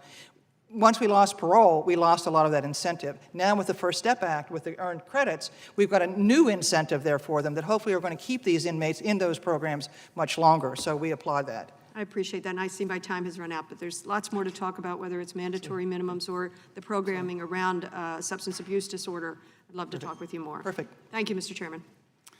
I thank the gentlelady. I now recognize the gentlelady from Florida, Ms. Mucarsel Powell, for 5 minutes. Thank you, Mr. Chairman, and thank you to the witnesses for coming here this afternoon. I think it's very important that we have the opportunity to discuss the First Step Act, which makes critical sentencing and prison reforms to the criminal justice system. It's so important that these reforms are implemented quickly and fairly, and those that are in the criminal justice system have that opportunity to have equal treatment. But I think it's important to talk about the state of the Bureau of Prisons because, as you've mentioned, it has a lot of issues. I think that you were hired just recently. How long have you been there now? 8 weeks. 8 weeks. And it didn't have a director for over a year, is that correct? We had an acting director for 15 months. Okay. And you've lost about 12% of your total staff, is that correct? Right now we are down over 3,000 employees. Is there a reason, you've only been there 8 weeks, but is there anything that you've seen that can explain why there's such a shortage of staff right now in the Federal Bureau of Prisons? Well, we had very inconsistent budgets for several years and threats of losing positions. And so we were concerned about not hiring up too much and then risking having to RIF them because in some of the budgets we were threatened with losing positions. 1 year we kept our positions but lost the funding for like 1,500 positions. It's been very inconsistent in terms of both our position allotment and our budgets. And so a lot of that caused us to kind of get behind the curve with filling our positions, and now we find ourselves with a 3,000 backlog in empty positions. Well, one of the reasons why I'm asking that is because I know that there have been complaints in one of the Federal Bureau of Prisons in Miami because of the working conditions. Right. They have actually had to file several OSHA complaints, and the union has stated that the working conditions are just very dire for them at this point. So have you had a chance to look over those complaints? Yes, the issue at Miami, at least, was mold, The climate down there is very conducive to mold. Once anyone identifies any mold, and we ask all of our staff to be vigilant all the time in terms of any life safety issues, whether it's with the inmates and staff or whether it's the facility. As soon as we identify the possibility of a mold concern, we right away come in, we do the mold assessment, we bring in OSHA, we bring in the contractors to repair them. They had to file it more than once. So, but now that you're It there. recurred Yes. is what happened. We got the mold eradication was completed. We thought it was all taken care of, and then we found it occurring in another part of the institution. So those things concern us very much, and we Just give try. me an update, yes. We will do that. on Thank that. you. But I know that you can't really get into details with the Jeffrey Epstein case, but as you can imagine, and I think it was the Attorney General that stated that Mr. Epstein's death raised serious concerns that must be addressed. So if you can just walk me through, what are the specific mental health and suicide prevention training that you provide the personnel that deal with these issues? All of our staff, when they come into the Bureau of Prisons, suicide prevention training is part of their training at the institution level, at our training academy in Glencoe, Georgia. We impress upon them suicide prevention. We also, every year in our annual training, we do again suicide prevention training. One of our vulnerable areas is our special housing units, where inmates are kind of secluded from everyone else. We do quarterly training with the staff there to stay on top of suicide prevention issues. We do a lot of training with our staff. And the issue oftentimes is that the inmates, they understand the program too, and if the inmates truly want to die, they know how to kind of, and let me say it a little differently. We try to give every inmate a roommate so that they're never completely alone. And just the other day, we had an inmate that died by suicide, and he waited until his roommate was taken out of the cell for recreation, and took his life during that time frame. So my only point, and again, I'm a doctoral level psychologist, I've worked suicide prevention in our institutions for years. It is very, very difficult for those who do not identify any likelihood. And I only have a few Sure, seconds. I'm sorry. Sorry, Ms. Sawyer, I'm really sorry. quickly, but it seems to be reported that there was a staffing issue in that particular prison, and because of the augmentation policy, it was someone else that was actually on watch of Mr. Epstein. Is that correct? I cannot speak to anything specifically about Mr. Epstein. It's still under investigation. Okay, So, thank you. okay. I yield back.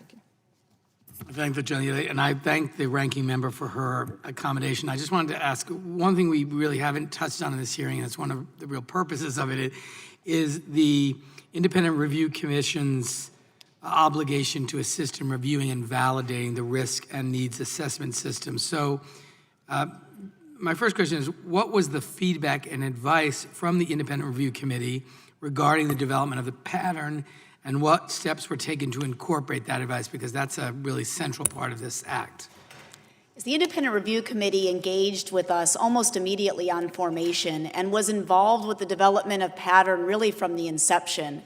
The Independent Review Committee met not only with us at DOJ working on the implementation, but also had a direct pipeline to the contractors, Drs. Hamilton and Dewey, who were actually developing the tool.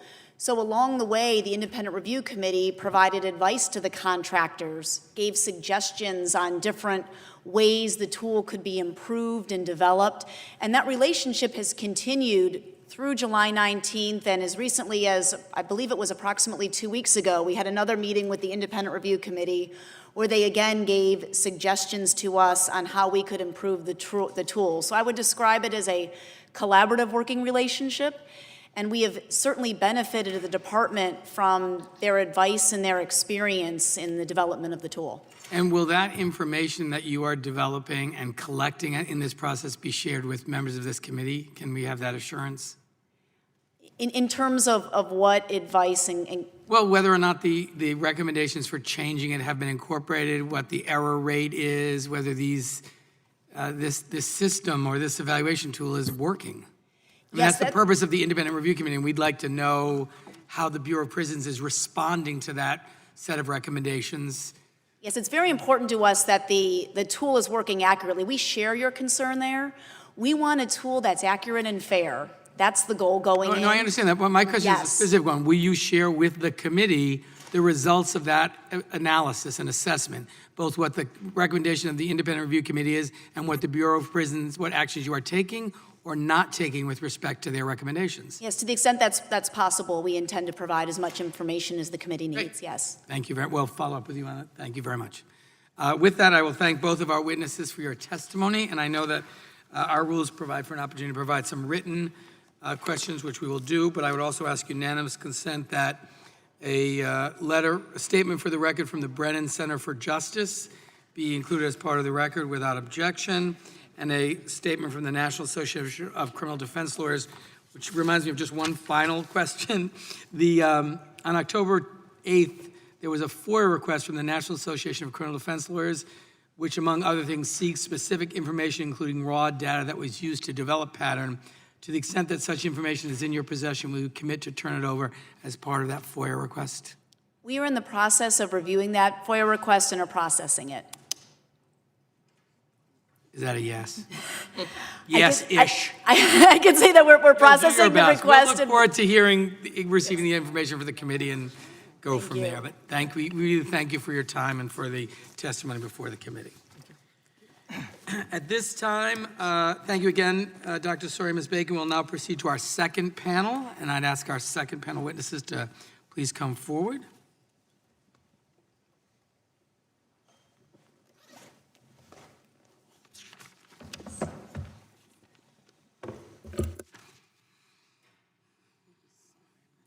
Oh, my pleasure. Thank you. I got you.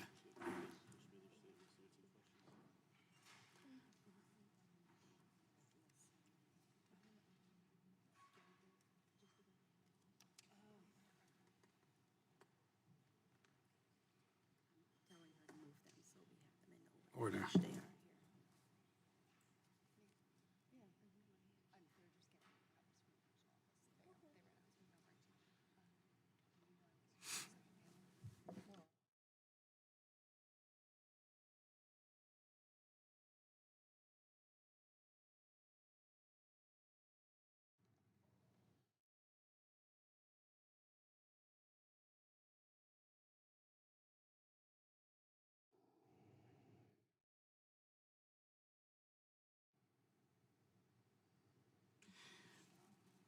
Thank you and welcome to our witnesses. We are delighted today to be joined by David Patton. Mr. Patton is the head of the Federal Public Defender offices for the Southern and Eastern Districts of New York. He oversees all aspects of offices and employees, while also chairing the National Federal Defender Legislative Committee and the Southern District of New York Panel Review Committee, which makes recommendations about attorneys to be selected as appointed counsel on the CJA panel. Mr. Patton teaches evidence to all new federal defenders at annual national training and represents individual clients in federal criminal cases. And we welcome you, Mr. Patton. We're joined by Melissa Hamilton. Dr. Hamilton is an expert on risk assessments and holds a doctorate in criminology. She's a former judicial clerk on the United States Courts of Appeal for the Fifth Circuit and a former editor of the Texas Law Review. Today, Dr. Hamilton teaches at the University of Surrey School of Law in the UK. She's a member of the American Psychological Association and has published dozens of articles in law reviews and scientific journals on a variety of topics. Some of her main areas of focus are conducting interdisciplinary research on issues of risk assessment practices, policing, sentencing, and corrections. Dr. Hamilton is a former police officer and a corrections officer. Welcome, Dr. Hamilton. John P. Walters.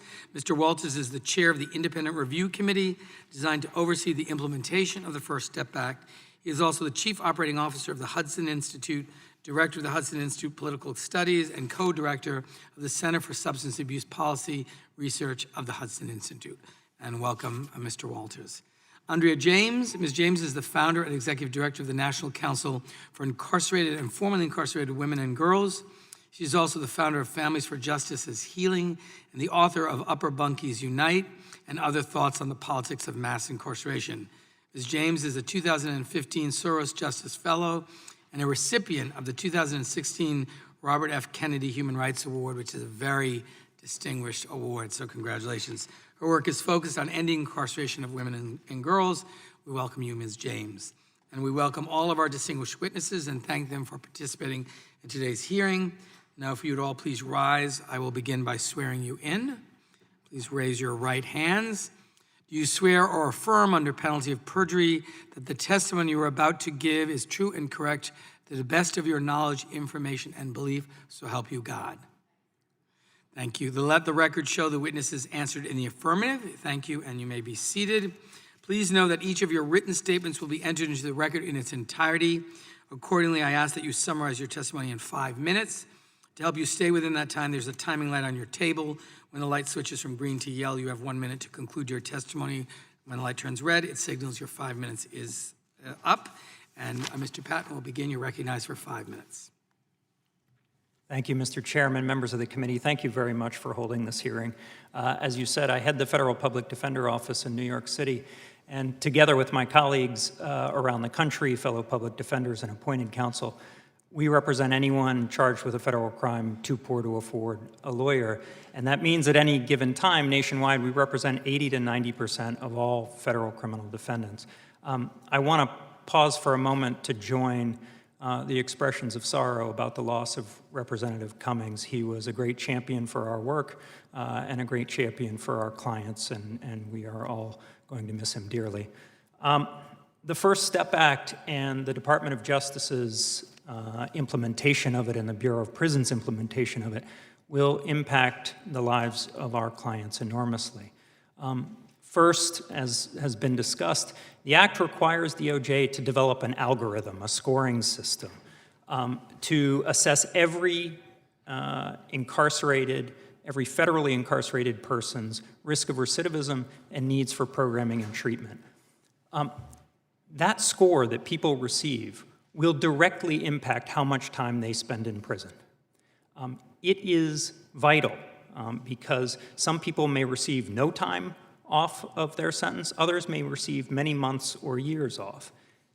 And it's vital that that scoring system, the development of it, be transparent, that it be fair, that it be valid, and that it be unbiased. And I have to say, unfortunately, I have some serious concerns about those at the outset. First of all, there has not been as much transparency as there should be in the development of this system, and I think we're going to hear more about that. Secondly, what we do know about it suggests there's a real danger of very serious racial bias in the use of this system. And again, I think we're going to hear more about that. In addition to the scoring system, so much of the success of the First Step Act will depend on the Bureau of Prisons greatly increasing the programs and treatment offerings that it currently offers, and on much more robust reentry planning. And once again, I think there's a lot of reason for concern. First of all, for years, the Bureau of Prisons has not had sufficient programming and treatment for the demand.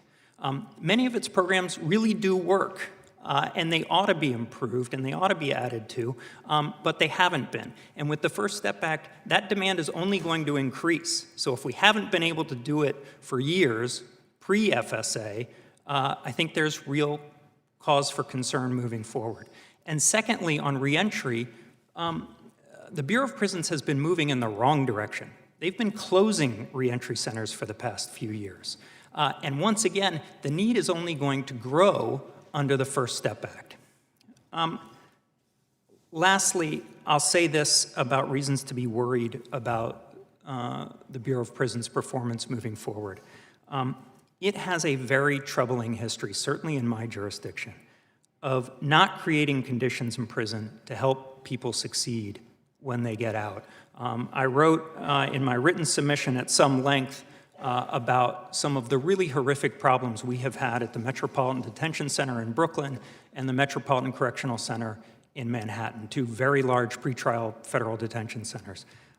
In particular, last winter, during one of the coldest stretches in New York City's history, they lost power for a week and they had serious problems with their heating. And frankly, the MDC's response to that was disgraceful. And it included, and I don't use this word lightly, outright lies by MDC officials minimizing what was going on and providing incorrect information about what was going on that did real harm to our clients. And in the wake of that disaster, the warden of that prison, MDC, was promoted. He now oversees to my understanding, 3 large institutions in Pennsylvania. And so I am very concerned about accountability at the Bureau of Prisons. I also hope I'll get a chance to respond to some of Director Sawyer's responses to Chairman Nadler, because some of them were just plain incorrect, I'm afraid to say. I'll conclude my opening remarks with this. The stakes for successful implementation of the First Step Act are very high. As everyone here has recognized, the overwhelming number of people who enter prison will be coming out and will become our neighbors again soon.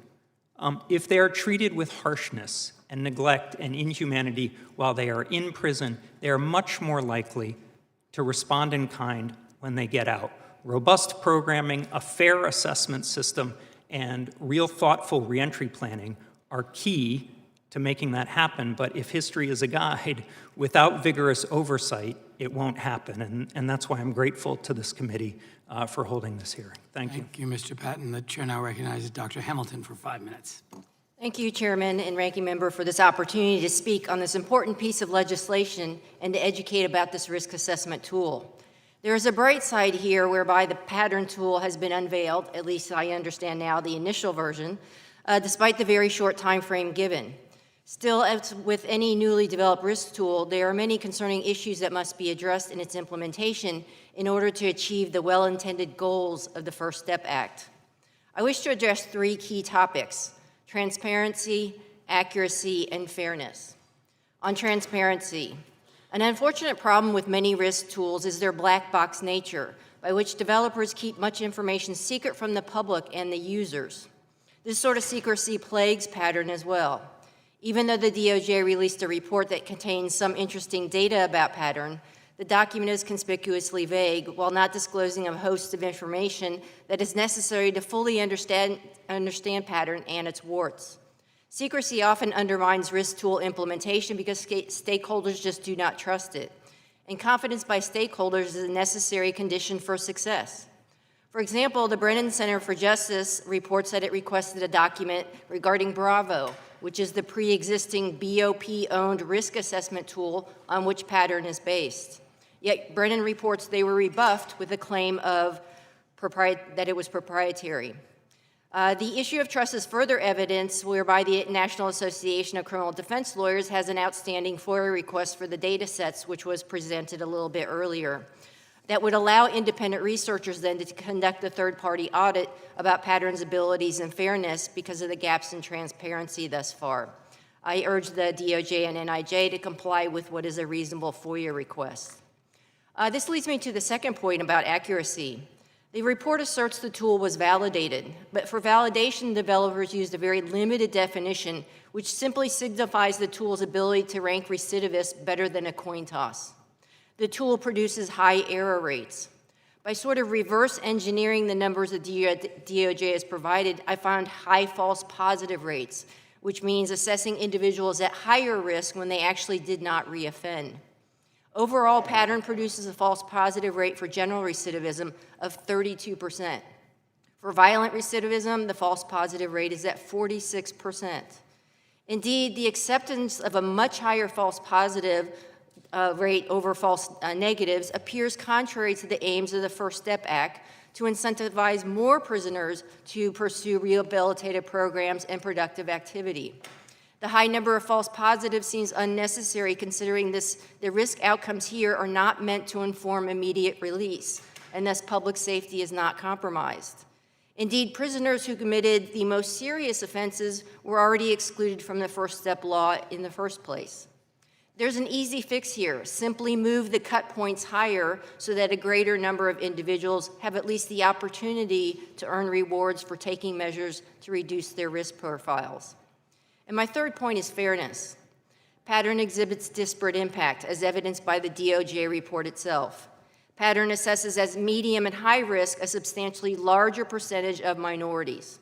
For instance, consider those in those higher risk categories, and thus not able to gain the full benefits of the First Step Act.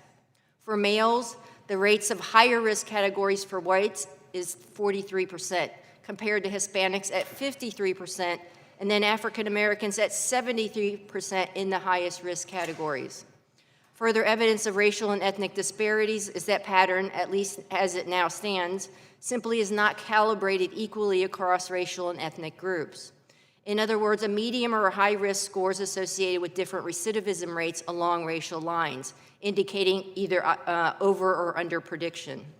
A potential fix to this problem, though, is to limit what is counted to serious crimes, because as it currently stands, pattern counts any criminal act, even minor acts of deviance, in its criminal history measures and recidivism outcomes. Changing these definitions may well reduce the inequities for minorities. Overall, I believe pattern has some merit, yet improvements could better serve this reform. Thank you for your time. Thank you, Dr. Hamilton. Now recognize Mr. Walters for 5 minutes. If you could just turn on your microphone. Thank you. Thank you, Mr. Chairman. I just wanted to express my sympathy as well to you, the colleagues of Congressman Cummings. When I last served in the White House Drug Policy Office, he was Chairman Cummings, my authorizing chairman.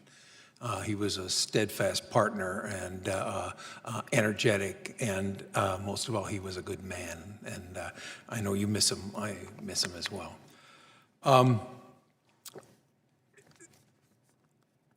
I'm here representing as a member of the Independent Review Committee. We didn't actually have a chairman. We work as a group of 6 experts designed to give advice to the Justice Department as specified under the Act.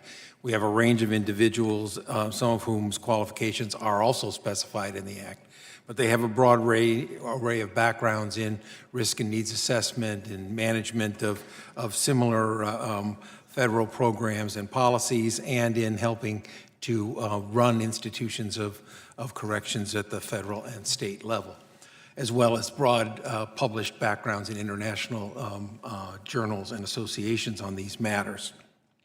We have worked with the Justice Department since the beginning of the work on the pattern risk assessment tool. We've also been working on the needs assessment and the programming implementation with regard to the implementation of the First Step Act. You know this is a massive change in the structure and purpose and mission of the Bureau of Prisons and our correction system. It's a first step, obviously designed to convey change throughout the United States criminal justice system, from one that's just holding people as a part of a criminal sentence to giving them a chance to transform their lives and re-enter society as productive individuals. That requires a great deal of work, some of which is detailed within the Act itself, as you know. We've worked on a couple things since the release of the July 19th report. Prior to that report, we did work with the department and the contractors designing the pattern system, as well as some of the initial work on the matching needs assessment and programming. But since the release of that report, we have worked extensively to advise on the refinement of the pattern system. Our goal has been to reduce bias in the pattern instrument, both perceived and real bias in the instrument's elements and the way in which the algorithm is formulated. We've been allowed through the Department of Justice to work directly with the contractors, and they've run over 200 hours of analysis at our direction to test additional sensitivity and to test for bias within the instrument. We have made a series of recommendations to the Department of Justice about changing the pattern instrument, some of which would be somewhat substantial change to the structure of the instrument to remove any concern about bias while continuing to predict risk. We obviously we all want the instrument to be valid, but we also want the instrument to capture real differences and not bias. In addition, we provided proposals on needs assessment. We haven't talked as much about that, but that is obviously a key part of the First Step Act and the need to match the programming in the Bureau of Prison Systems to the needs as determined by a fair assessment of the individuals coming into the federal system. The range of programs here is somewhat limited in current structure, and the evaluation of those programs is even more limited, we have found. So the structure of both identifying the proper way of assessing individuals and matching the programs is critical, and that's ongoing. We've also provided additional advice on making the system more transparent, providing some of the information previous witnesses have asked, and also providing information on how the system's working now and what's happening to released individuals in closer to real time, so we can see how the system is evolving. Finally, I'd like to make one point about resources, which has been touched on earlier, but I think all of us on the committee believe is critical. The $75 million that has been authorized and we hope will be appropriated for the implementation of the First Step Act, of course, amounts to about $400 per individual in the federal prison system. The $7 billion roughly FY 2019 appropriation, it's a small drop in the bucket. It's not enough. I would estimate, just my personal estimate of what's going to be needed here for a fair set of implementation, training, staffing, building things like classrooms in prison institutions they now exist, is somewhere in the neighborhood of $300 million to begin with, and then programming down the line at $500 million. I would also strongly urge that at least 10% of those funds always go for evaluation and research and development of programs and refinement of the process of running these programs. If you don't do this, what you're going to have is a system that simply can't meet the expectations, the high expectations that have been stated, because it's just not going to have the resources in an institution, the Bureau of Prisons, which is already understaffed and can't meet its current staffing levels. Thank you. Ms. James. Thank you, Mr. Chairman. I also would like to thank Madam Chairwoman Bass and the members of the subcommittee. Thank you for this opportunity. I also would like to, for the National Council, on behalf of the National Council, express our sympathy on the loss of Congressman Cummings. He was a huge champion for us and always had an open door policy for our concerns. And so we will truly miss him.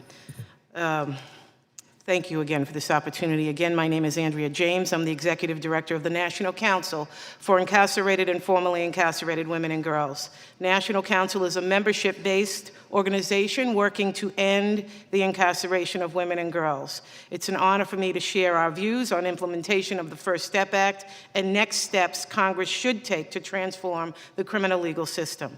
Regarding the First Step Act implementation, reforming the criminal legal system is one of the most important issues of our time. This country incarcerates more people than any other developed nation in the world, with over 2 million people incarcerated, an increasing number of whom are women and girls. At the federal level, we incarcerate approximately 177,000 people, 45% of whom are incarcerated for a federal drug offense, and a disproportionate number of whom are Black and brown. This is a national crisis that Congress must address. When the passage of the First Step Act, Congress attempted to build on several important reforms that preceded it, the Second Chance Act of 2008 and the Fair Sentencing Act of 2010, to continue to move the ball forward. And while there have been some modest but important improvements to the system as a result of the passage of the First Step Act, giving judges greater discretion to depart from mandatory minimum sentences, making the Fair Sentencing Act retroactive, reducing some mandatory minimum sentences for drug offenses, ending juvenile solitary confinement, expanding compassionate release, and increasing good time credit to reduce sentence lengths for individuals currently incarcerated, there remain key issues with respect to its implementation and more work that needs to be done to transform the system. As a membership organization with members inside and outside of prisons, we receive dozens of emails a week from women who are confused about the First Step Act, having received conflicting information, making it difficult for many incarcerated people to take advantage of what the First Step Act has to offer. Much of the confusion has been the result of the exclusions that were included within the bill and completely bar far too many people from the Act's benefits. Literally, 68 categories of people may not receive earned time credits, despite their successful participation in educational programming, essentially closing the door on individuals who most need help in preparation for a successful return to our communities. Also excluded are people who are slated to be deported after their sentence is completed, denying them any chance to prepare in any way for that transition. As we look towards the future, Congress must work to avoid unnecessary exclusions that ultimately undermine efforts to rehabilitate people. Regarding the risk assessment tool, we are concerned that the tool will incorrectly identify women as likely to recidivate based on static measures such as the crime for which they were convicted. We therefore urge that the approach to developing the risk assessment tool be modified. The circle of people involved in developing the tool must be widened to include the expertise of qualified, formerly incarcerated people. The Hudson Institute is hosting the development team and has selected academics who may have strong technical credentials, but none of whom have direct experience with the criminal legal system. Experiences of currently incarcerated people must also shape the development of the risk assessment tool. By definition, women serving decades-long sentences will be flagged as high risk. In fact, they are the opposite. Women who are serving long sentences are integral to the day-to-day functioning of the prisons. They teach other incarcerated women and prison staff the procedures of the prison, including training for industry jobs, such as UNICOR. Long-timer women counsel new women adjusting to life in prison, provide comfort and advice to those separated from their children, and mediate interpersonal conflicts. These contributions should be captured in the risk assessment tool. Women like those who have traveled here with me today, Virginia Douglas, Justine Moore, Tahiba Bain, all having served decades in a federal prison and now leading the movement to end incarceration of women and girls, could contribute significantly to the risk assessment discussion and development in addition to the statisticians. Finally, credit for earned time must be assessed retroactively, taking into consideration the ways many incarcerated people already have made great strides in their personal transformation against great odds during years of incarceration. Ultimately, we recommend that Congress ensures the Department of Justice addresses all of these issues before anyone is assessed by the pattern tool. Regarding next steps, directly impacted people must have a seat at the table. As experts in the field, our goal is to encourage meaningful reform, and we are entitled to ongoing, meaningful opportunity to explain why we don't believe something goes far enough and what else is possible, such as our fight for inclusion of retroactivity. I was incarcerated at the federal prison for women in Danbury, Connecticut during the passage of the Fair Sentencing Act and the fix of the sentencing disparity between crack and powder cocaine. I will wrap up with it was painful to see how many deserving women could not benefit from its passage because two sentencing provisions were not applied retroactively, and it's why we fought to include retroactivity not only for FSA, but also for changes to 3 strikes, 2 strikes, and 924C offenses in the First Step Act. Thank you. We'll now proceed with questioning under the 5-minute rule. I'll recognize myself for the first questioning. Mr. Patton, I understand you had some problems with the answers that I got in the questions I asked the director about the crisis at the MDC in Brooklyn and the response to it. Could you elaborate? I will. And I don't mean to blame Director Sawyer. I know she's only been in the position for 2 months, so she wasn't around when the crisis happened. It's all her fault. But I think she's been misinformed about some of the things you asked her about. First of all, I just had a meeting with the Associate Warden of the MDC 2 days ago because I'm trying to follow up with them on a number of these things. And I asked the very same question you did about long sleeve and thermal attire because they're not there yet on fixing the HVAC system, as Director Sawyer acknowledged, and we're coming up on winter. And the answer I got was, no, we're not going to do that. People are not going to get thermal. That will not become part of the standard issue. We will buy extra sets in case we have an emergency, but that is not what the recommendation is because there is an ongoing problem. It needs to be part of the standard issue. Now that sounds like a small thing until you sit in a 60-degree cell in paper-thin short-sleeve scrubs. It's a real issue, and that was just wrong, at least as compared to what the MDC is telling us.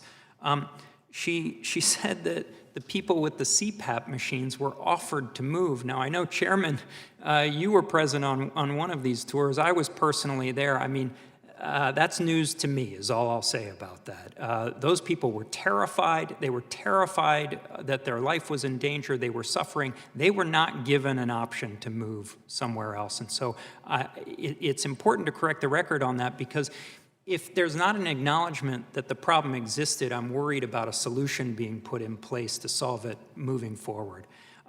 Lastly, she said that there was a communication problem, that the MDC officials forgot to communicate on some of these things. There was no forgetting to communicate. We were peppering them with questions, and we were getting demonstrably false answers back about what was going on there. That was not negligence. It was not a slip of the mind among the BOP officials there. It was intentionally misleading us about what was happening in the institution. To your knowledge, has anyone been disciplined or admonished for intentionally misleading? Quite the opposite. My understanding is that the warden at the time, Warden Quay, not long after this incident was promoted, and he now oversees multiple institutions. That's my That's my understanding from press accounts. Well, it's my understanding too, and I must say that he was, when I was there, completely unresponsive. Let me ask this: Section 404 is a section of the First Step Act that made the Fair Sentencing Act of 2010, which addressed the crack powder cocaine sentencing disparity, retroactive. Although the text of the First Step Act presents a straightforward application, the Department of Justice, we understand, regularly takes the position that retroactivity is not appropriate. In your experience, and for federal defendants across the country, how is the retroactive application of the crack penalty reforms of Section 404 being applied? Are they being applied? You know, at the end of the day, the vast majority of judges are doing the right thing, I think. But it's not because the Department of Justice is making it easy. In fact, they're taking very strained and aggressive litigation positions that have been highly criticized by judges. So for instance, one example on the retroactive application of the Fair Sentencing Act, the crack quantities, they're saying our clients are not eligible for relief because we could have charged a higher quantity back when. And so the judge should take into account what we could have proven or what we could have done. In the absence of a new trial, how can they do that? Exactly. It's unconstitutional. It's not fair. And perhaps most significantly, it's just contrary to the language of the law and the statute and what Congress intended. There are two separate aspects to the retroactive application of the Fair Sentencing Act. There's eligibility, and then there's the discretion of the judge about whether or not to reduce the sentence. The law doesn't require judges to reduce a sentence. And for the Department of Justice to say people are... The law does not require. The law does not require a reduced sentence. It imposes upon the judge a duty to decide whether somebody is eligible. And then if they are eligible, the judge takes into account all of the usual sentencing factors and decides whether or not to reduce the sentence. And for the Department of Justice to make really strained arguments on the eligibility side is disappointing. And it means that even though thousands of judges are going, or not thousands of judges, but in thousands of cases are going our way on these arguments, a handful are not, and they're being selective about how they then appeal those, because they can be selective about what they appeal and what they don't. So they're being very aggressive about trying to create bad law from our perspective. So the Justice Department is trying to sabotage the retroactivity feature of Section 404. They're doing their best, in my opinion. Thank you. I have one further question. You mentioned racial and ethnic disparities and disparate treatment in your testimony. How is pattern risk assessment tool still unfair with regard to race and ethnicity? And can you give us some examples, specific examples? I'm sorry, that's for Ms. Hamilton. Yeah. Dr. Hamilton. I'm glad it's for Ms. Hamilton. Dr. Hamilton, yes. Yes, so I think I have some slides that can go up. First, let us do, for example, slide 4B. So hard to see, but what slide 4B is doing is giving you an indication for males These are the percentages based on race of those individuals who fall in the minimum and low category and therefore gain the best benefits of pattern. And so you can see significant differences based on race of this eligibility in order to earn early release and to be incentivized to go through a lot of programs. And then my next one, if we can go to 2B, please. So this one is the idea also, this is for females, 2B. Sorry, I know we're skipping around. Well, the next one will be about, I had talked about differences in calibration. I wanted to show you what it meant. For females, so for females, this is going to be on the violent recidivism rate. And what you'll notice on the bottom then is on the left-hand side is those who are assessed females at minimum risk versus low, medium, and then on the right-hand side is high. And what you're seeing there in the bars are the recidivism rates of individuals who were categorized within those four risk categories.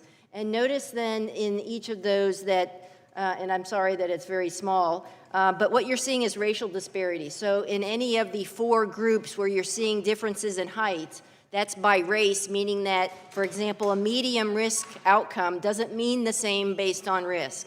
Or high, it just doesn't mean high risk means something different based on racial groups for females, at least in violent recidivism. But I do want to say I'm very happy to hear from Mr. Walters that they are correcting for, I would assume, something like this. Thank you very much. My time has expired. Gentlelady from Arizona. Thank you, Mr. Chairman, and thank you, all of you, for being here, first of all. My first question is for Ms. James, and I applaud your effort to reduce incarceration of women and children, but a couple times during your testimony, you said your goal was to end totally incarceration for women and children, and I think in your written testimony, you said you're committed to abolishing incarceration for women and girls. How are you going to do that? Aren't there some women that deserve to be in prison? Well, I think that it's a bold mission that we have taken on, but we also have been incarcerated women. We have all lived in prisons. We know for sure, after that experience, that that environment, as prisons currently exist in this country, will never help a woman to truly heal and advance her life. And so we know, because we have been for some years now working on looking at what else is possible for women, what else is possible for girls, mostly things that are created within the communities that the women and girls come from, that could immediately significantly reduce the incarceration numbers of women and girls, and then help us to advance ideas about women who may be causing harm to other people, that will need some other source of resource other than just community-led programming. But certainly, a prison is not the place that will help us to do that.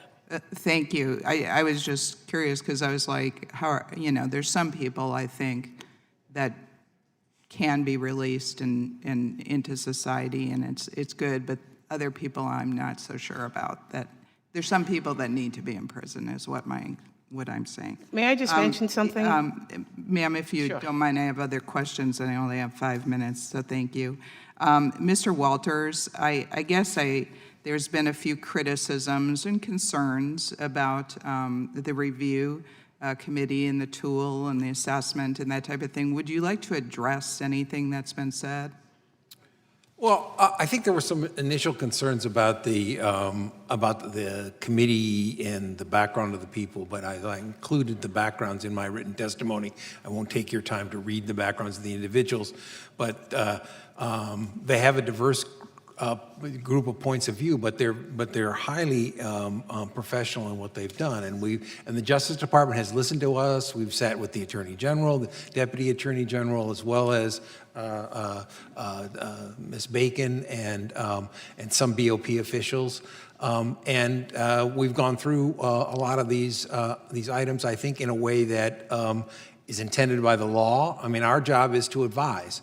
And our job is to advise as under the law the Attorney General, and we've tried to address some of these issues about the structure of the instrument, but also the task that's involved here, the compression of time for implementation, the need to look at these programs. And as I mentioned earlier, one factor here that has to be recognized is the Bureau of Prisons has not evaluated its programs. I mean, to bring some of these programs in, they're going to try to bring in programs that have links to programs that are evaluated or in areas that we think will make a difference, but they're going to have to go back and look at how to certify and make them effective. Otherwise, you're going to have people sitting in programs that really don't do a good job in helping them with the needs they have. The whole needs assessment system has limits, and we've suggested some ways of using some unconventional instruments to look at needs and to measure whether programs are meeting those needs using things like functional improvement in people's behavior, so we're not just waiting until we look at what happens after they've been released for 3 years,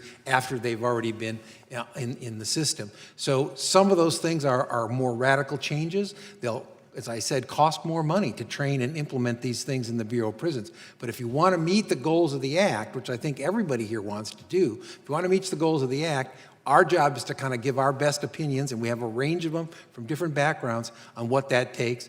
I have nothing negative to say about the Justice Department's willingness to listen to us. They have a tough job in implementing it. If they implement it, we don't. Thank you, Mr. Walters. I do have one more question. And this one is for Mr. Payton. Mr. Payton, I got some information that the federal prison industries has struggled over the past number of years, and it was kind of surprising to me that there was a reduction. Well, let me read what it says. Since 2009, federal prison industry sales have dropped 47%, and we've experienced financial losses totaling $182 million. During this time, the FPI, or Federal Prison Industries, has closed or mothballed about 40 factories. This reflects a reduction of more than 2/3 in the percentage of eligible inmates working in the program from 25% in 2000 to less than 8% in 2016. And this was like really surprising to me. I'm from Arizona, and we have a fairly successful program, the Arizona Correctional Industries. And at least in Arizona, I think I've heard from industries, everybody I talked to said they're in great need of workers, right? And so in Arizona, we even have people working as mechanics on trucks, big semi-trucks, and so it's a good workforce. They come, they learn a skill, and then they're able to use that skill when they're released.